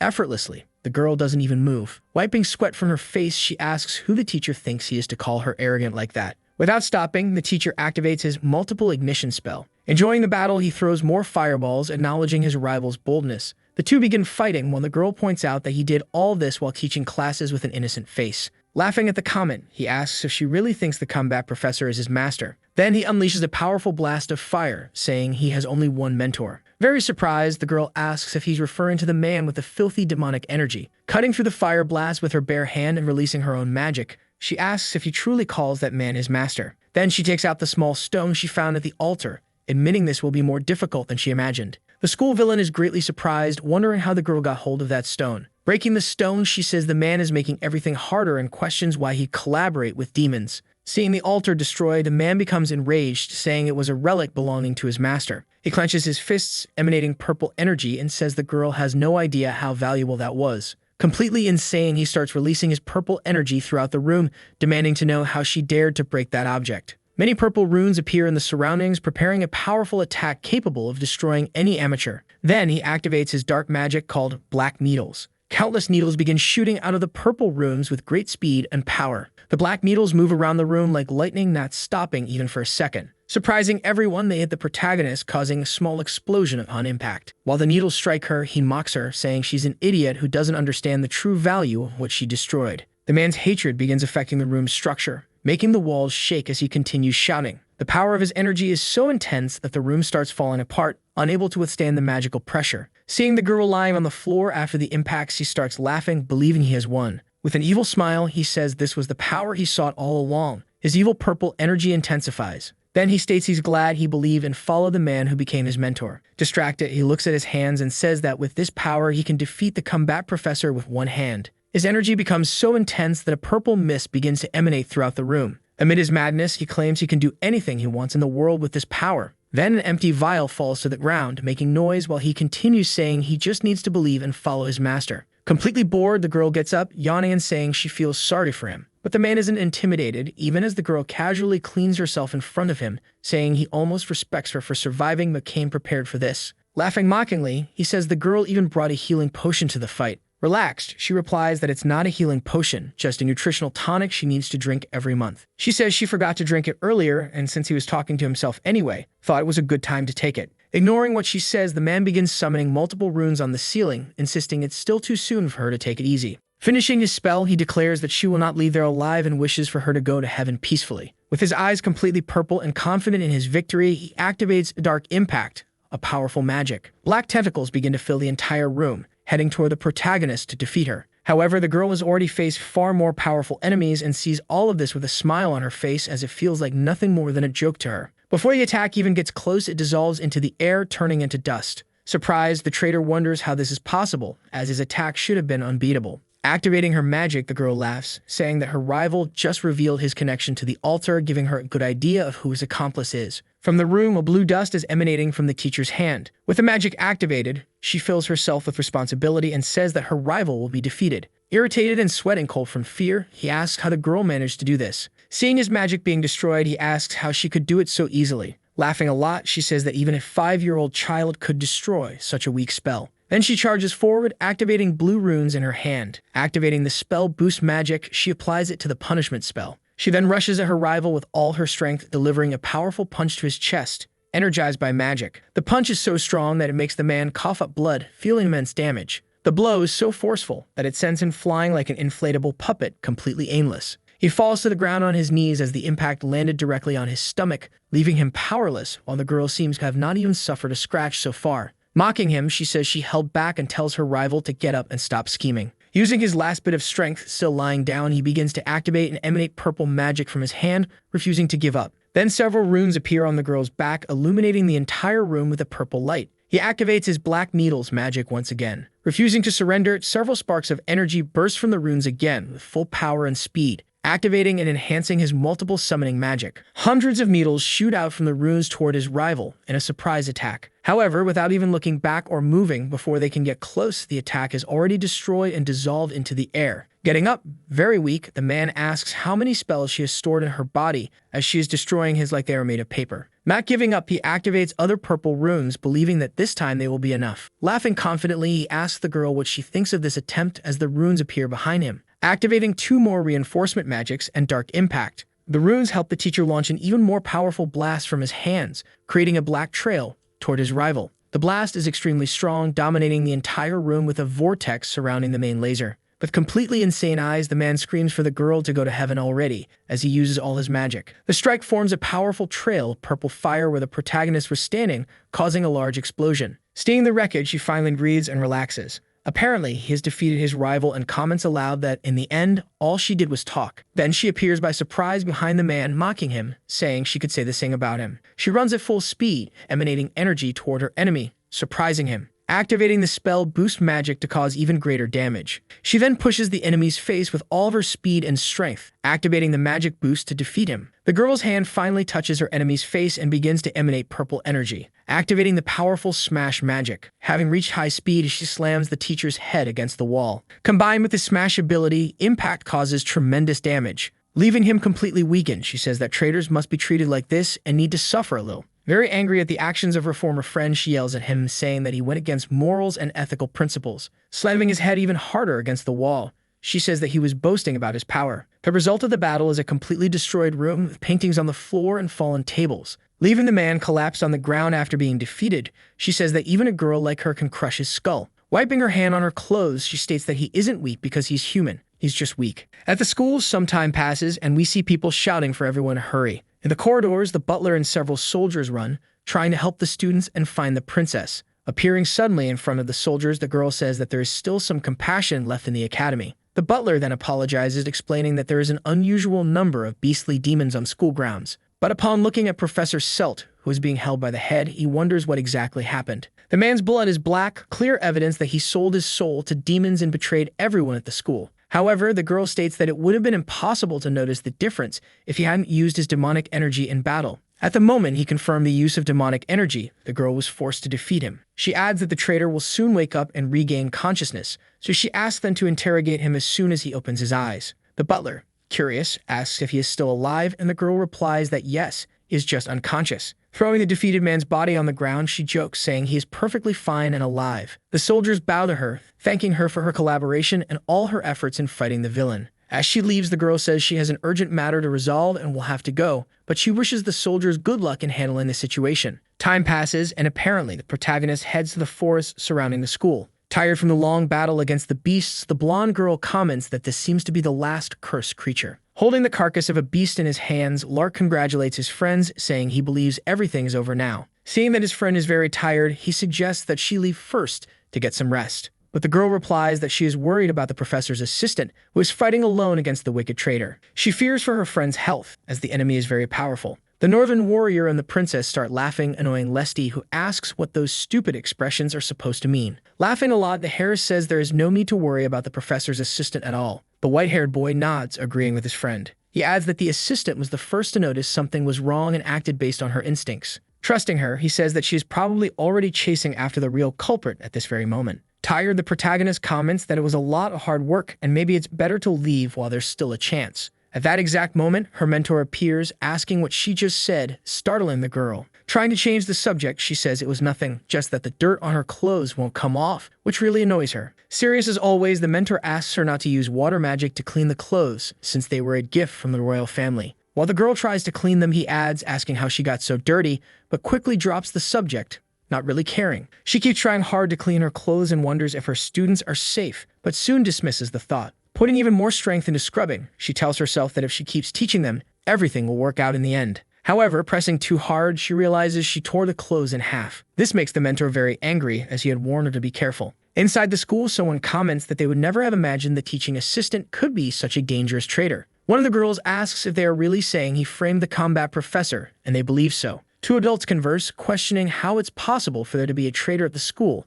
It's unacceptable and measures will need to be taken. Then, the story shifts to the professor's office. Since all this started, the man has had no peace. Some students arrive, informing him that the 5th dormitory has finally been repaired. They add that the traitor woke up that morning and an interrogation has been scheduled for the afternoon. Apparently, the man in charge of the interrogation is Professor Harvell. This greatly reassures the old professor, who believes the case is in good hands, and then he asks about the classes. Promptly, one of the boys answers that the combat and elemental magic classes have resumed. Of course they have resumed, but without the beasts, making the lessons much more theoretical and less dangerous. They'd also state that, at that very moment, the teaching assistant, Rana, is conducting a class. They even asked if she wanted to suspend classes that day due to the exhausting incident. However, Rania replied that it wasn't a big enough reason to cancel classes and continue teaching as normal. Inside the room, the girl materializes runes in the air, teaching her students how to attack. She says that the best method is direct practice. Finishing the explanation, she mentions 3 important spells for any battle. The students are satisfied with the lesson, as the teacher is finally specifying and simplifying concepts so that everyone can understand. Materializing a rune above them, Rania asks a student what spell that is.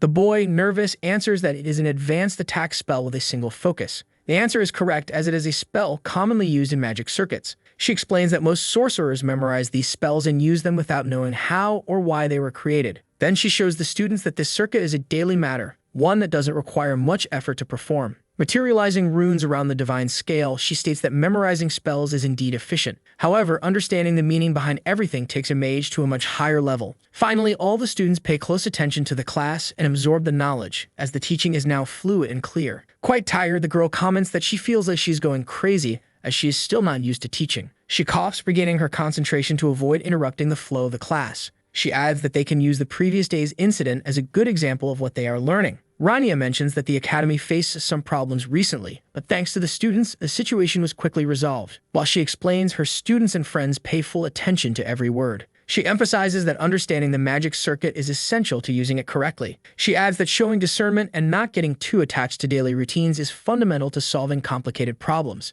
Speaking quietly to herself, she tries to calm down, saying that she is worrying for no reason and that everything is fine. Excited, she finally tells the whole class that all they need to do is try. The 3 students react in different ways, but all listen carefully to her words. However, the girl with purple hair is happy with this statement, blushing slightly. Walking through the corridors, Rania reflects that the last lesson wasn't as bad as she had imagined. Humming to herself, she comments that she wouldn't call this life relaxing. In fact, it's quite the opposite, as she is always involved in battles and strange events. Even so, she feels relief that she hasn't been fired, but suddenly she notices suspicious people walking around the school grounds. The men carry swords with a peculiar symbol and hold red flags bearing the same emblem, catching her attention. There seem to be dozens of them, and the girl recognizes the symbols stamped on their clothes and weapons. Observing them from a distance as they calmly walk away, Rania begins to ponder what is happening. Then she remembers that this emblem belongs to the royal hunting dogs, also simply known as the hunting dogs. A tangle of thoughts invades her mind as she tries to understand the situation inside the school. However, tired of solving problems, she decides to ignore it all,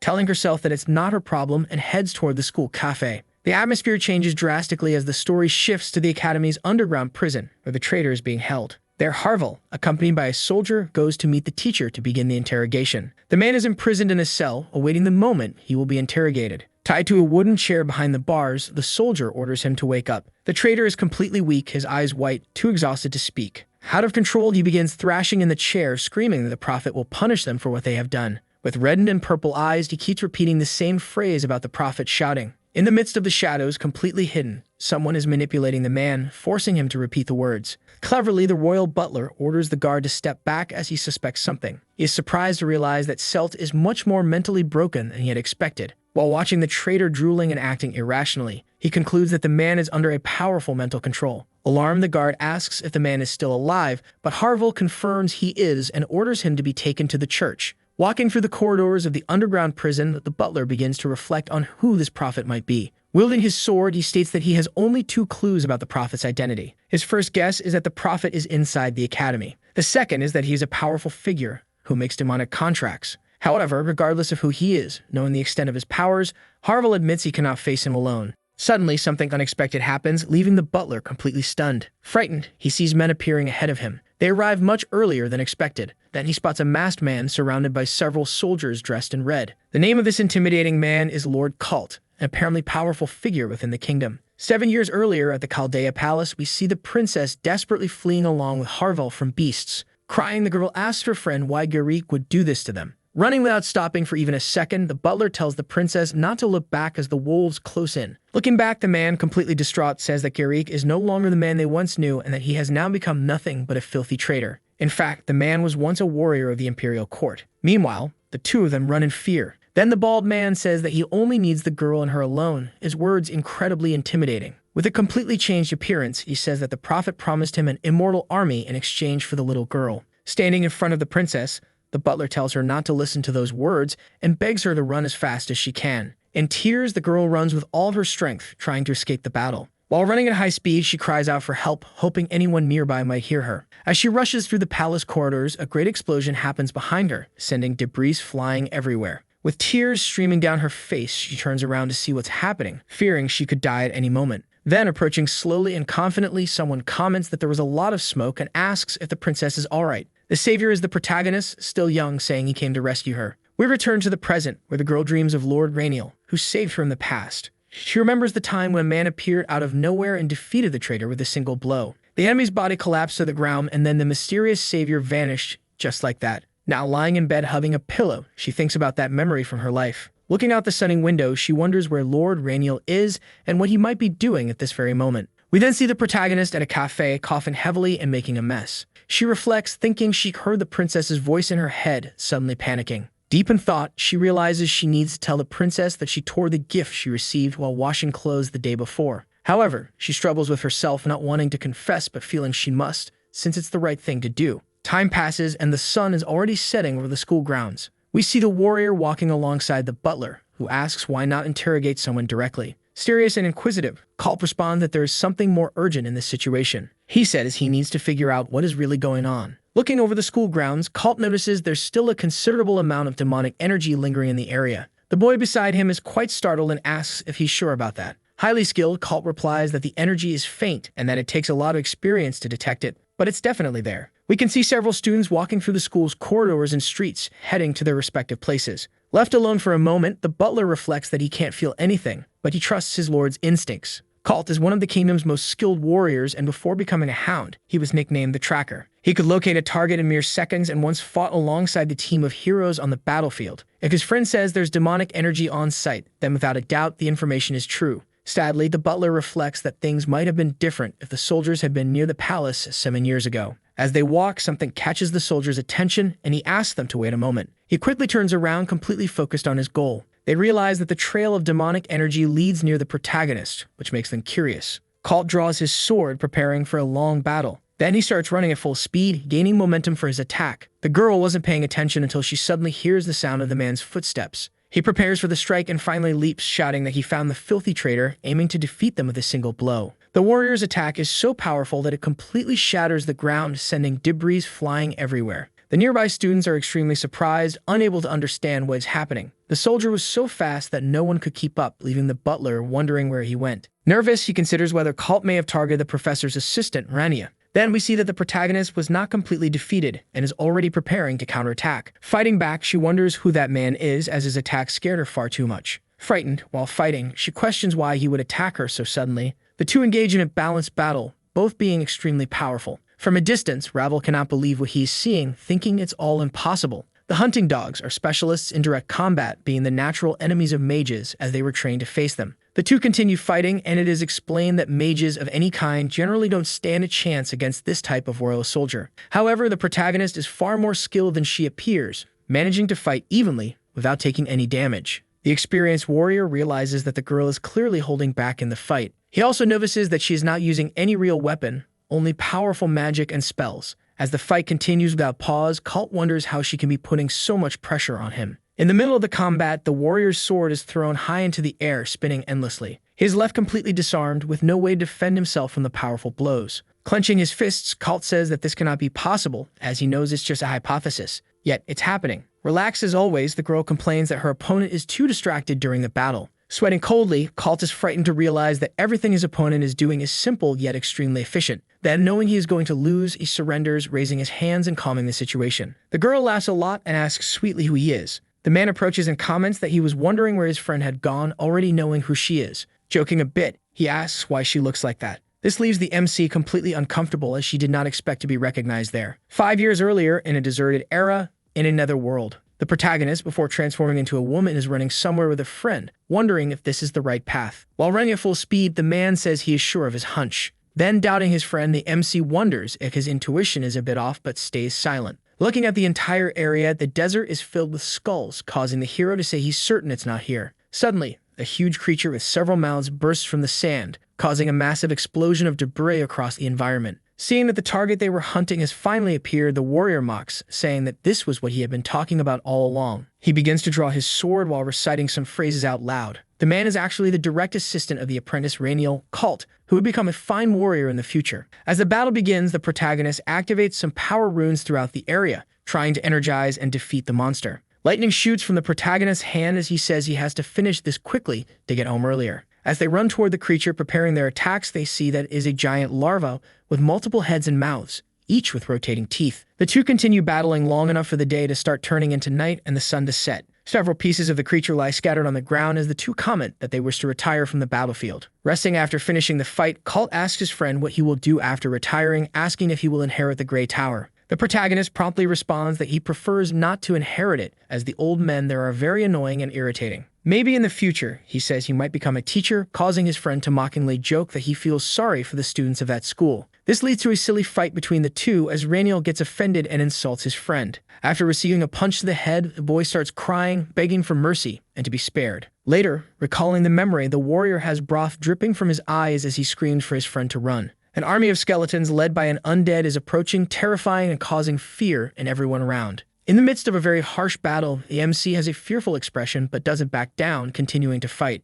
While his friend runs, destroying skeleton after skeleton, the protagonist wonders why one of the four holy kings is here. The villain is known as the Sword of Death, but his personal name is Garnicult. He is an extremely powerful and unmatched target. Some time passes, and we see the warrior being healed by a girl, while Renal asks his friend if he's really sure he's going to retire. The doctor promptly explains that the boy needs to retire because his body is filled with demonic energy. Sitting after being healed, the boy apologizes for being so inadequate and says he cannot fight with his body in this condition. However, congratulating his friend, he says that to make up for it, he managed to hold a very demonic sword and still survive, something that had never happened before. He then pulls out a letter of recommendation for the commander warrior of the royal army from his clothes, leaving the boy completely speechless and sweating cold as he reads the letter, realizing it is a huge life opportunity. Placing his hand on his friend's shoulder, he congratulates him again, saying he did well in the fight and will do even better in the future. The boy listens to all this and thanks him, saying he feels eternal gratitude toward his friend. Then he starts crying a lot, remembering the memories and realizing that everything will change from now on. When the nurse tells him not to make his father cry, the two boys start arguing for a while. Then in the present, the two are talking and Colt says he remembers wanting to become a teacher. But looking at the new appearance of the Ash Mage, he gets confused and says he didn't expect it. He completes the sentence by saying he didn't expect the girl to become a teaching assistant. Returning to the topic they were discussing moments before, he pulls out the small altar from Bozo and says that the demonic energy the boy was sensing was coming from it. Showing the remains of what used to be the item, he says he found it in the underground sewers. He then adds that the culprit behind the Academy invasion knows about this altar, also saying that it's not even worth mentioning the similarities between the previous cases and this one. He explains that in those cases, the cursed ones were talking about the prophet or something like that. Although he thought he had cleaned up the last trace of demonic energy, he congratulates the boy for having a much sharper sense than hers and for noticing the curse. Jokingly, the boy asks if that can be considered a compliment because the girl speaks in such strange ways. Then he politely asks for the altar from his friend, saying he wants to start investigating it himself. The boy then starts staring intently at the woman's face, making the protagonist very uncomfortable and making her ask why he's staring, wondering if there's something dirty on her face. The boy promptly asks how her work is going, saying she looks more lively than he thought she would. Responding, the girl says it's a pain in the neck because it's such a boring and tedious job. She explains that the old men from the academy always barge into her room whenever they want, offering her a spot in the Grey Tower and wanting to train her. They are so annoying that they follow the heroine through the school's corridors and wherever she goes, making different offers. Recalling past memories where the MC was irritated with the Academy's old men, the boy says they've always been like that. Returning to the subject, he says the commotion spread to the Black and White Towers and other places as well. But at least in this school, the girl says she found students worth teaching, as they are good and dedicated. Happy and smiling, the warrior says he's glad for his friend's life and how far she has come. However, this greatly irritates the girl, who asks if he is even listening because there is nothing happy or cheerful in her story. Getting up to end the conversation, he says that actually he is happy she managed to settle down somewhere. Starting to leave, he says he never thought you would ever say something like that, because when he heard that his friend had been expelled from the hero team, he was really worried about her health, leaving the girl speechless, trying to formulate a sentence but still unable to. Laughing, Colt says she's not the type of person to accept being expelled just like that and explains what she did afterward. Then the girl replies that she never thought she would worry about the warrior, but if you live long enough, anything can happen. She then adds that, as the boy's former mentor,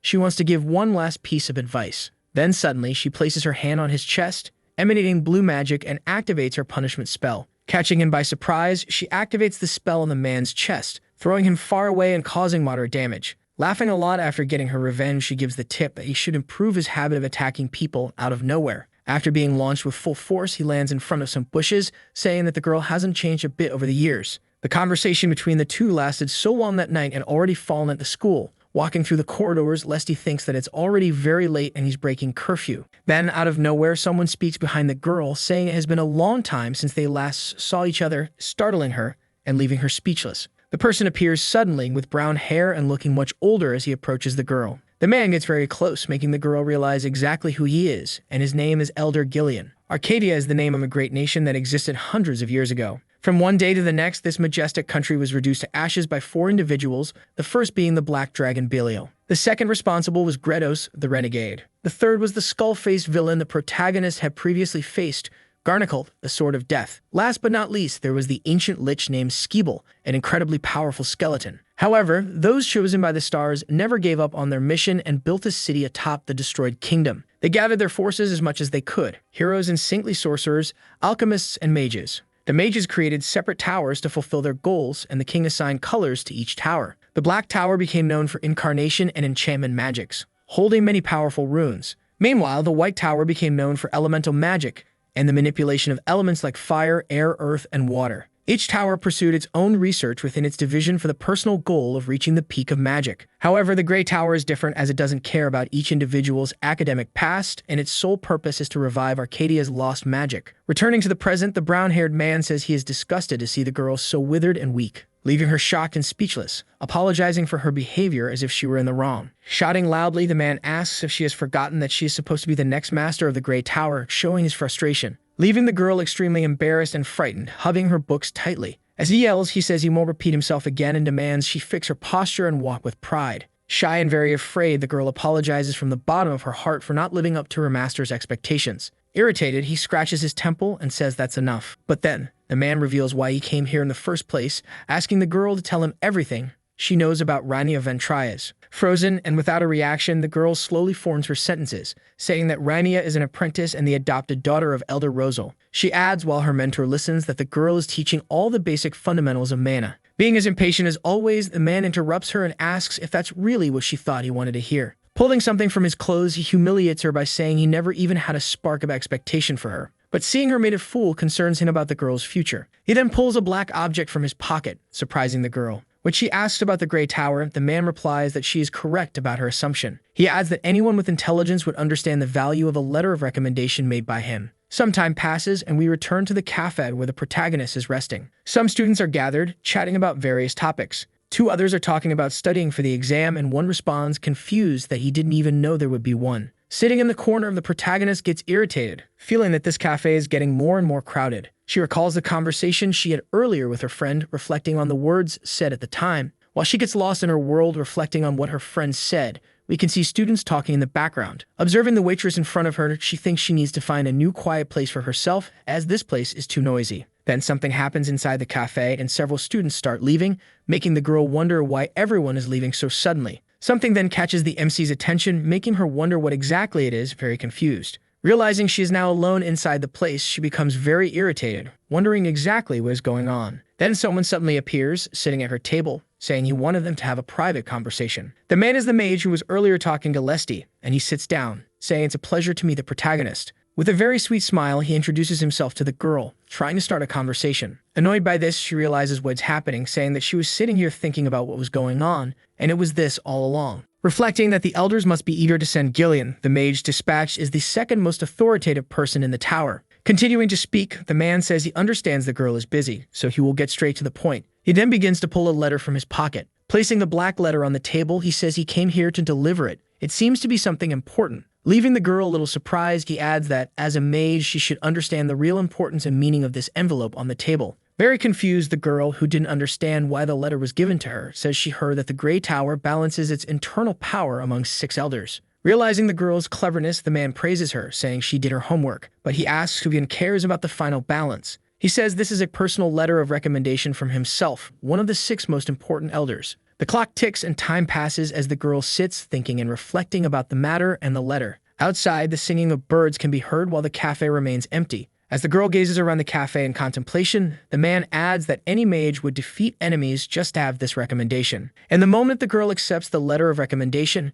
she will become the true heir to the Grey Tower. Irritated, the elder is becoming more frustrated as he realizes the girl isn't paying much attention to his speech. Noticing that she's just sipping her coffee and ignoring everything, he gets even angrier, especially because she hasn't even looked at the letter. She shows no expression, making it impossible for the man to read her thoughts. On edge and irritated, he says that he's not exactly impressed by how much time she's making him wait for a decision. Then, with an authoritative look, she stares at the elder and says she's sure he knows what to do, and then falls silent. Pouring the rest of her coffee onto the envelope, she shows she has absolutely no interest in the offer, leaving the brown-haired man completely shocked by the girl's sudden attitude without words. Having spilled coffee on the important letter of recommendation, he asks out loud what she thinks she's doing, unable to understand. Showing her claws, she stands up, very angry, shouting at the protagonist, asking who she thinks she is. Mockingly, she says here is the answer they wanted so badly, letting go of the cup. Then we see a poetic image of the coffee cups over the envelope, symbolizing the ill intent of the elders. Finally, she laughs heartily with a smile on her face, which now clearly shows what her answer is.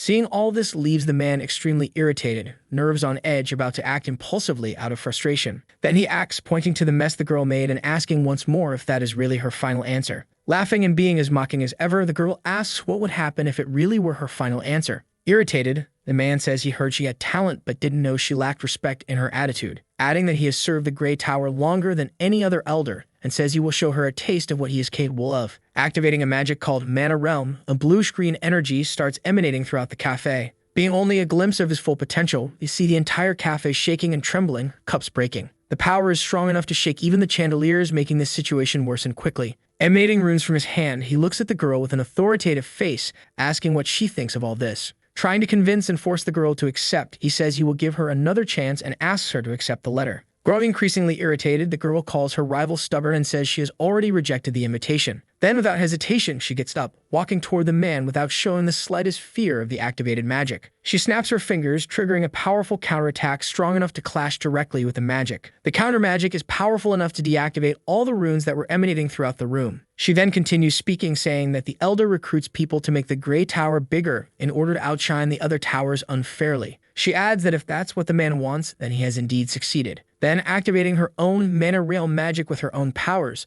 the girl begins to emanate powerful blue runes, leaving her rival completely speechless, wondering how she managed to copy his spell so easily. Then, mockingly, the girl finishes her rival's sentence by talking about herself, saying that she truly has the talent suited for the position she holds. Annoyed, she says that she is very powerful, and that is why an elder from the Grey Tower cannot let such extraordinary ability slip through his fingers. Then, seeing her opponent lying on the ground, she asks if he cannot see that he is so blinded by authority that he can no longer perceive reality. Humiliating him a little, she says that this is not something very admirable for an elder. She walks away, leaving her opponent fallen on the ground and the cafe completely destroyed with broken glass after the use of magic. Then we return to the room of the girl with purple hair, and she's apparently studying, very focused, saying that she must experience things herself. Worried about her lady, the little fairy tries to get her attention. She says that her friend will destroy her body if she continues studying at this pace without stopping. Trying to pull the girl by the collar of her shirt, but without strength, she says that the girl needs to sleep a little to restore her mind. Focused on her goals, she insists that she must put in more effort and accomplish what she needs to achieve. We can see that the girl is so absorbed in her objectives that liquid is dripping from her fingers, spreading over the book she is writing in. In her mind, various intrusive thoughts constantly pass by, voices of people acclaiming her, but also saying that they cannot trust her. The negative energy the girl holds within herself is so strong that it is almost visible from afar, tangible in the room. The energy begins to consume the girl, climbing up her legs, corrupting her. Time passes,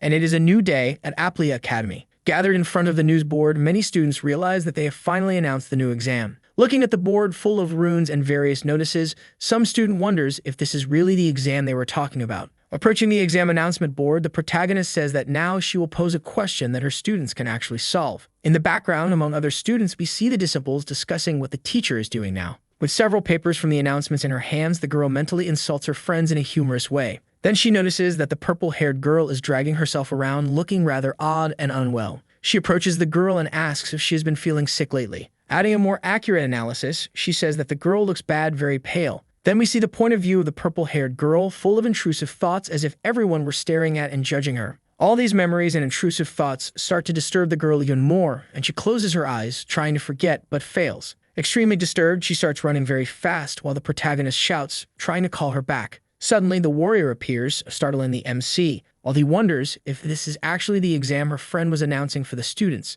Seeing the boy, she sarcastically remarks that he finally returned and took his sweet time. She adds to her sentence, asking if he finally managed to discover anything more about the altar. She jokes, asking if he thinks he can be confident just because he changed his appearance, and he retorts, laughing, that he doesn't think so. Something catches the boy's attention, and he stops the conversation midway, staring at something. He says that what the girl just mentioned will make this conversation move forward much faster, as he has something in mind. Looking at all the papers, he starts trying to organize them while complaining that it's very irritating. Trying to hold them in his hands, he says he has already done everything he could to prepare them, but something happened. He states that what is most worrying is the altar, which remains a big unresolved problem, because even if he manages to remove the demonic energy and break the altar, it can still open a portal somehow. The worst part is that nothing can be done until the gate opens, and the disaster will not end until every demon is defeated. Changing the subject, the boy interrupts himself and says that people are looking for excuses to complain around the MC. This makes the girl very irritated, and she kicks the soldier while asking if he's blaming her. Time passes around the academy, and finally night falls.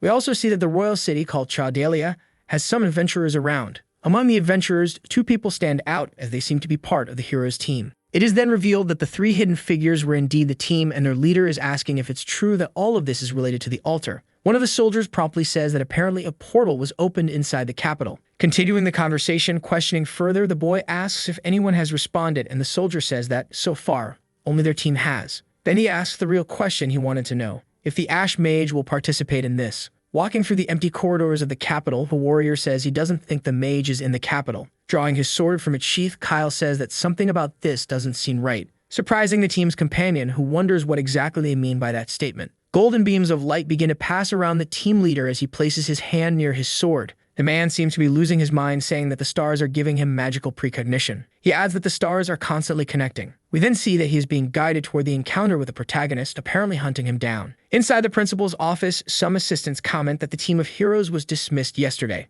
Answering a question about the assistant teachers, one of the boys says that they are reinforcing the city's barrier. The principal then states that they must make sure everyone is doing their job. One of the assistants responds that everything will be finished by noon. Trying to be helpful and recognize, the other assistants ask if there's anything else they can assist with. But with all tasks assigned, the principal answers that for now, that's it. According to the hounds, there is no other way to prevent the altar from opening. He adds that it's hard to believe something like this was wandering around inside the academy. Even if they can't stop the altar from opening, they must do their best to minimize the damage. He turns to the assistants and affirms that this is their role as instructors, and as the head of the academy, it is his duty to protect all the students at any cost. Meanwhile, inside the classroom, the students are trying to complete the exam and are clearly disturbed by how difficult the questions are. One of the students, tense and frustrated, complains that this test is insanely difficult. We can hear whispered conversations among them, saying they should have guessed it would be like this since the teacher always prepares complicated lessons. The emo student asks his friend how he's doing on the test. The other responds nervously, sweating bullets.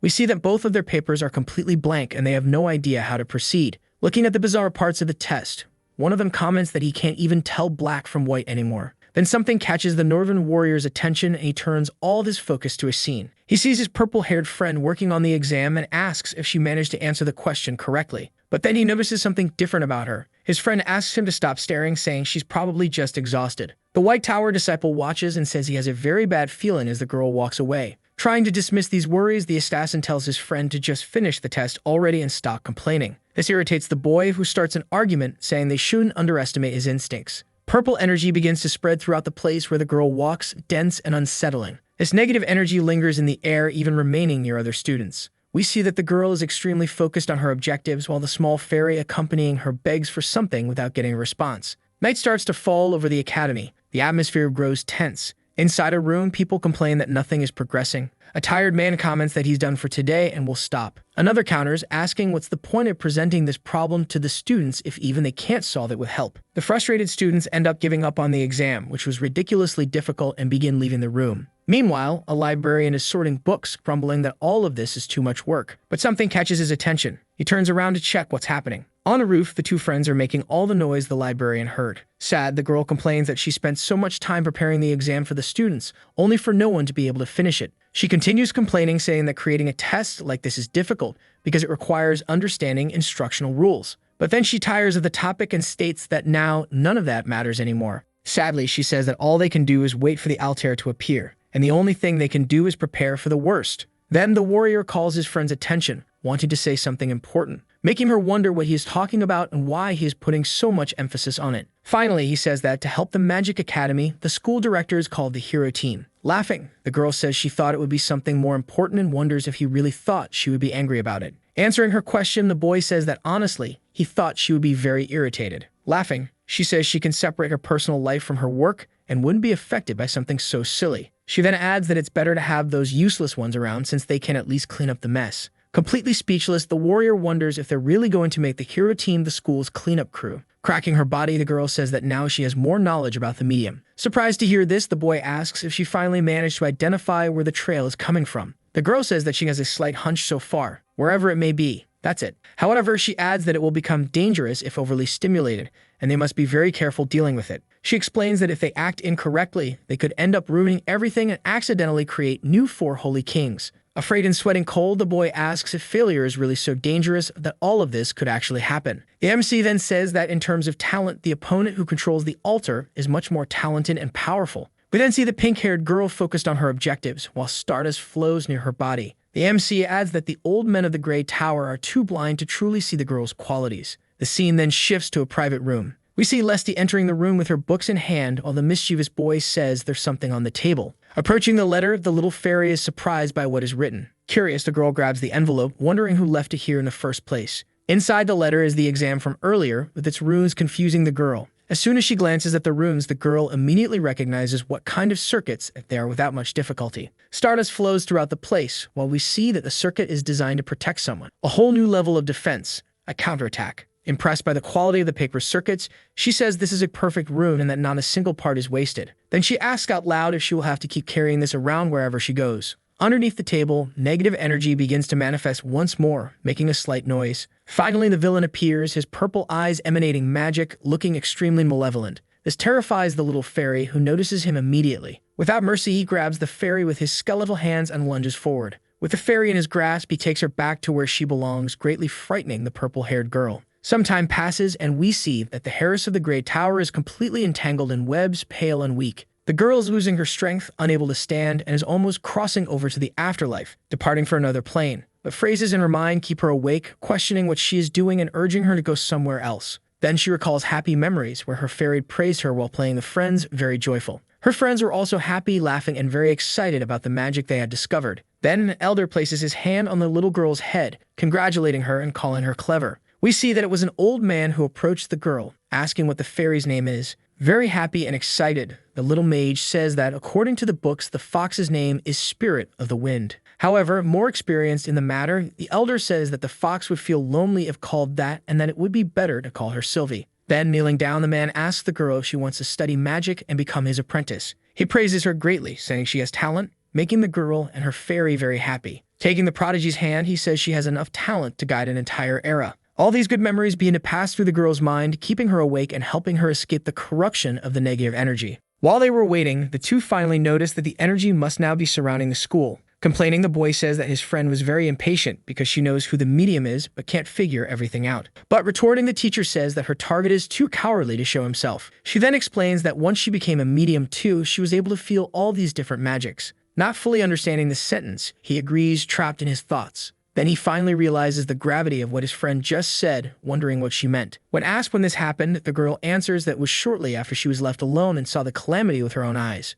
She explains that at that moment, he and Kyle were going through a rough patch in their friendship, because he was talking about giving up being a hero, and it was horrible to hear. He kept getting disturbed by voices in his head, seeming to grow more insane. And then, shortly after that, the evil skeleton managed to capture the hero with all his claws. The monster's influence was so strong that it wiped the protagonist's mind and trapped him in a dream. Curious, the boy asks if his friend has ever been to another world before, and she replies that you could say something like that, because it's the kind of thing you need to experience yourself to fully understand how it feels. For Skipple can pinpoint exactly where the altar will open and take the medium's consciousness to another world. And while all that is happening, he possesses the body of the intermediary, releasing various demons at the site of the explosion. Thus, by controlling the medium, he infiltrates, but his purple eyes are still visible. They then want to know more about this story. The warrior asks what could be seen inside the other world. But then, upon hearing his friend's question, the girl falls completely silent, remembering what she went through inside that world. Telling him to guess, she recalls memories of a green field. The dream where the boy was trapped for a long time was a happy memory where he was running near a village in his childhood. The dream he was imprisoned and had everything he had ever wished for, a perfect world to live in. The boy was with his family, happy and smiling. But then she explains that, in the end, although it was wonderful, his true wish could not be granted inside a dream,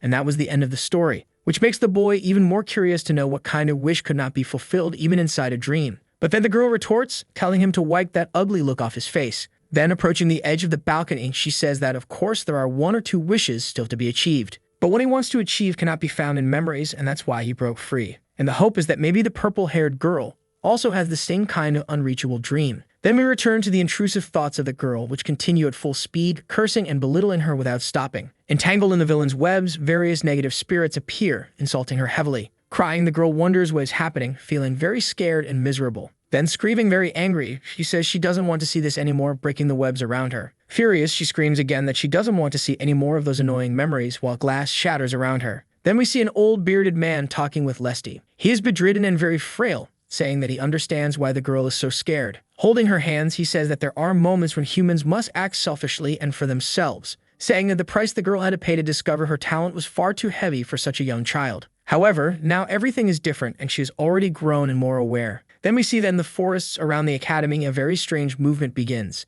Inside the academy itself, loud crashes and noises start, perhaps indicating that the portal is opening. Finally, the two who had been waiting for the tremors realize that it is starting and that the portal is opening. Amidst the students, the boy asks if the medium is one of the students, would it be possible for them to survive? Putting on his glove, preparing for the battle ahead, he says that without a doubt, his students will endure. He then adds that the girl survived 3 years inside the Grey Tower, so her mind is very strong. Because mages are arrogant beings by nature and are mentally unstable in one way or another. Even the elder had said that sorcerers do not waste time thinking about the past. Crying heavily, the purple-haired girl tries to free herself from the curse and the prison while reciting the elder's words. Then she finally realizes she has lost her fairy Sylvie, letting out a loud cry of sorrow as she bursts into tears. Suddenly, a portal appears behind the webs and something begins to emerge from it. Passing through the webs, the girl screams for her master once more, indicating that she managed to break free from the villain's binds. Still in her friend's embrace, the girl feels a ray of hope that she might escape the negative energy of her intrusive thoughts.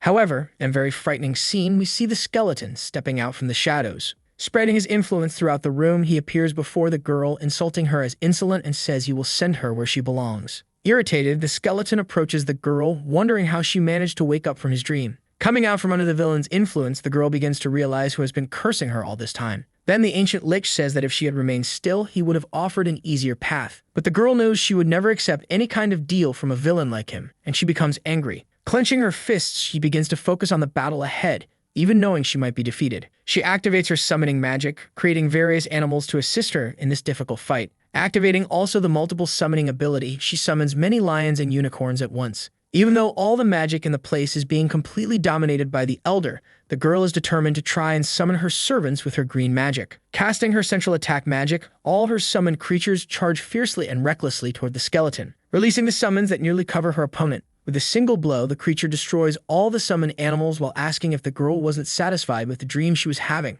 This completely astonishes her, seeing how easily her enemy wiped out her summons. Then he extends his giant claws toward the girl, telling her to sleep a little longer, until the end of everything. But the student is not ready to give up yet, saying that if things continue like this, she will lose consciousness once again. She needs to find a way to stay alive and awake longer, invoking a very perfect blue rune. However, it becomes clear that she wasn't the one who summoned the runes as she looks on surprised, wondering what she is seeing. Then, cleverly, her friend realizes that what was activated was Professor Rainia's defense circuit, and now the stardust around her is colorful, flowing through the girl's body and assisting in the fight. Crying with happiness, she touches the runes, saying out loud that her friend had been watching the entire time, taking care of everything. Extremely irritated, the enemy roars in rage, insulting the Ash Mage. He then starts to move to fulfill his objectives, asking the stars to complete the curse. Extending his skeletal hand, he says he is furious with this external interference. Then we see that the rune is protecting the girl from the presence of the Holy King, while something tells her that this is not external interference but simply normal intervention. However, the skeleton begins to laugh, realizing that indeed it is the Ashen One once again. Nevertheless, all of this deeply unsettles the purple-haired girl, who is severely affected by the enemy's presence. Then strange sounds arise as a purple cloud with black details starts spreading throughout the room. Irritated, the villain screams, wondering when the girl will stop bothering him. His scream is so loud that it shatters the glass in the room. Activating its protective mechanism, the magical rune begins to act and activates by itself. It appears on the protagonist's glove just as she had planned from the start. Smiling, the girl looks at her magic glove, knowing that everything is going according to plan. Removing the glove to reveal the rune in her hand, she tells her friend to track exactly where the presence is coming from. Upon receiving the request, the boy sniffs the air and begins to identify the location. Having trained his entire life for moments like this, the boy's eyes start to shine, for now he knows exactly where the villain is. Lightning begins to strike the forest, making a lot of noise but sounding like magical thunder. This magic is used by the hunting dog, who can precisely locate where the evil presence is. With liquid dripping from his nose, the warrior says he has pinpointed the exact location. As lightning strikes a specific area of the forest, he asks his friend if she can see the signal. Thanking him, his friend says he did well and now asks for his help to exorcise the demon that's disturbing everyone. Heading toward the location, she says they can grab some drinks after the job is done and have a chat for a change. But Mangana is focused on her goal of defeating the causer of evil energy and says that the scared cat is trying to hide. The villain's magic is becoming so expressive that it can be seen throughout the forest, emanating powerful purple tentacles. She then activates a floating spell and says she won't give it another chance to escape. She jumps from the balcony, heading toward the location. Jumping from tree to tree, the girl quickly approaches her target, telling it not to bother hiding. With a smile on her face, the girl knows she will finally have her revenge against her archenemy. She activates her most powerful magic, Punish. Inside Aplia Academy, various things are happening with the students and teachers. Inside one of the rooms, we see a magical nurse helping an injured student, while others watch from afar. Frightened, the instructors burst into the principal's office, shouting to get his attention. They warn him, very scared, that Skeeple's barrier has covered the entire academy but won't last much longer. We then see that the windows are beginning to shatter, unable to withstand the magical pressure in the area. Magical tentacles resembling lightning start entering the school, attacking the students without mercy. Worried, the principal and his friends wonder how the barrier fell so easily. We see that the creature's influence is spreading across the region just as it had planned, leaving no chance for the heroes. We then see the disciple of the Grey Tower walking through the forest. Very weak and completely drained, she realizes that the barrier has now been broken. Reflecting, she says she doesn't know why, but she must escape from this area sweating cold. We then see that the MC is following and assisting her, while she reflects that if she gets caught again, she will never be able to escape. Falling into her friend's arms, she wonders who is holding her this way. Then bringing her hand to the girl's head, it appears the protagonist is casting a healing spell on her student's mind. She thanks her, saying it was a good job, and then activates her magic. The magic triggered by the girl is a teleportation spell, allowing her to quickly move to safety. We then see once again the villain asking when his enemy will face him alone again. Facing the mage, his magic begins to surround her as he insults her, calling her unpleasant. Irritated, he starts repeating it again and again, emanating magic from his eyes. But none of this seems to intimidate the teacher, who appears quite used to his scare tactics. Completely enraged, he says that every time the same person ruins his plans and rituals. If she weren't here, none of this would have happened, because the Star Child would have become the saint of the altar that serves the shadows of the stars. If the battlefield barrier hadn't been broken, the royal capital wouldn't have been triggered and would have fallen into the skeleton's wicked hands. Cursing the protagonist once more, he says he's just a rebel who hasn't even lived for 100 years. Angrily, he wonders how he manages to break the holy barrier every single time. With a smile on her face, she mocks her enemy, saying his inferiority complex is still the same, making him a pain to deal with. Then, confident she will win the battle once again, she says that her opponent could have tried harder and made a better plan. With the portal open, numerous demons begin to pour out, preparing to attack everyone in sight. The people around the school start noticing the presence of the enemies and get ready for battle. Someone then notices that the summoning of lower-level monsters has begun. A soldier turns to the healer of the hero team and asks her to protect the students in the infirmary. The archer's role is to protect the support warriors and deal with the Black Death, and the leader's role will be different. He draws his sword from his back, preparing for a complicated fight. He then charges toward the demons, defeating them one by one with his sacred, powerful sword. The man is so fast that he covers much ground on the battlefield within seconds, managing to decimate his enemies effortlessly. He then turns to the people who were following him and tells them to head toward the center of the altar to continue the plan. We return to the scene of the fourth Holy King cursing the Grey Mage as repugnant, wondering how she is still alive since the star shadows cursed her long ago, stripping away half of her life. With only one hypothesis in mind, he becomes frightened, for there is only one reason she could still be standing today. Despite the curse that the god of the skeleton cast upon the girl, she remains firm and strong. Screaming once again in great irritation, he asks how she managed the feat of surviving so long with a disease in her heart. He recalls a time when this happened to someone else and her skin began to disintegrate, revealing everything underneath. Then a noise in the forest catches both their attention and they fall silent for a moment. The girl begins to laugh heartily, not intimidated in the slightest by her opponent. With a smile on her face, she tries to draw attention back to the battle, clearly unafraid. She asks if everything happening is part of the villain's plan as she begins activating magical runes in her hands. The first rune she activates is Axel, emanating very powerful and fast blue runes. The second is muscular and strength enhancement, making the protagonist even stronger and more powerful. All this energy begins to radiate from her body, lighting up the entire battlefield with a beautiful and brilliant glow. Then, extending her hand, she mockingly calls the enemy Bonehead. All of her magic begins to blaze like magnificent blue flames around her, making her increasingly powerful, capable of facing any enemy. Casually, she mentions that she recently discovered that she was the creator of the battle mages who are so widespread nowadays. She then explains that the method was created solely with the purpose of capturing him more easily. Jumping and gaining the advantage of the field, the girl appears in the sky, emanating magic, preparing her next attack capable of dealing with the danger. Once again, she activates her magic, Kashgar, charging her fists and preparing a powerful strike as she approaches. However, Skipple was not born yesterday and knows exactly what to do, preparing his purple protection magic, forming a shield at the point of impact. The shield is capable of holding all the damage from the enemy's magic while reverberating across the battlefield. This is yet another plan of one of the four holy kings, the ancient Lich, who refuses to give up the fight. And to defeat a being that defies all common sense of humanity, the MC herself had to break her own sense of limits. For the plan to work, she had to shorten the summoning time and store several magic circuits within her body, saving stored circuits inside herself, allowing her to energize and release them quickly. Landing a massive blow against the barrier once again, she says they must prioritize attacks and avoid being trapped all the time. The continuous strikes she delivers are starting to crack the barrier. Her plan is to advance as much as possible and engage in direct combat quickly, destabilizing the enemy and leading to his defeat. Joining her hands together, she prepares to deliver the final, most powerful blow, using all the magic she can muster, energized by the runes. The strike is strong enough to shatter the entire barrier, breaking it into small fragments of magic. The boy says that if he were a swordsman or an ancient dragon, he wouldn't care. What? He adds that he lost to another mage like her. Landing another devastating punch to the skeleton's skull, she declares that such things won't work against a mage like her. Her enemy then activates the magic of Ash Impact. Meanwhile, his rival grabs the skeleton with all her strength using magical hands. A massive explosion occurs on the battlefield, scattering debris, rocks, and ashes everywhere. She climbs onto the fallen body of the enemy, who lies on the ground severely damaged. She begins talking about what he uses to hold his neck together. Fear is visible in the Lich's eyes as he is about to be defeated and sent wherever his kind go. Not eager to finish the battle quickly, she starts a conversation, asking if the thing holding his neck together is a life vest. Joking, she says she's going to cut another one today and pulls what keeps the creature alive. A scream echoes throughout the forest, causing the animals to stir and awaken. The crows also awaken, making a huge noise in sync with the enemy's scream. Running, the leader of the hero team along with the warriors is heading somewhere. A soldier comments that based on Lord Raniel's fighting style, it seems that the battle mage class has emerged. These are the mages who fight on the front lines, side by side with warriors and lancers. He adds that if a battle mage hero were to emerge, perhaps they could fill the shoes of the Ash Mage. Kaio retorts, saying that just because someone learns something doesn't mean they can use it in battle. And he adds, no matter how strong you become or how many spells you cast,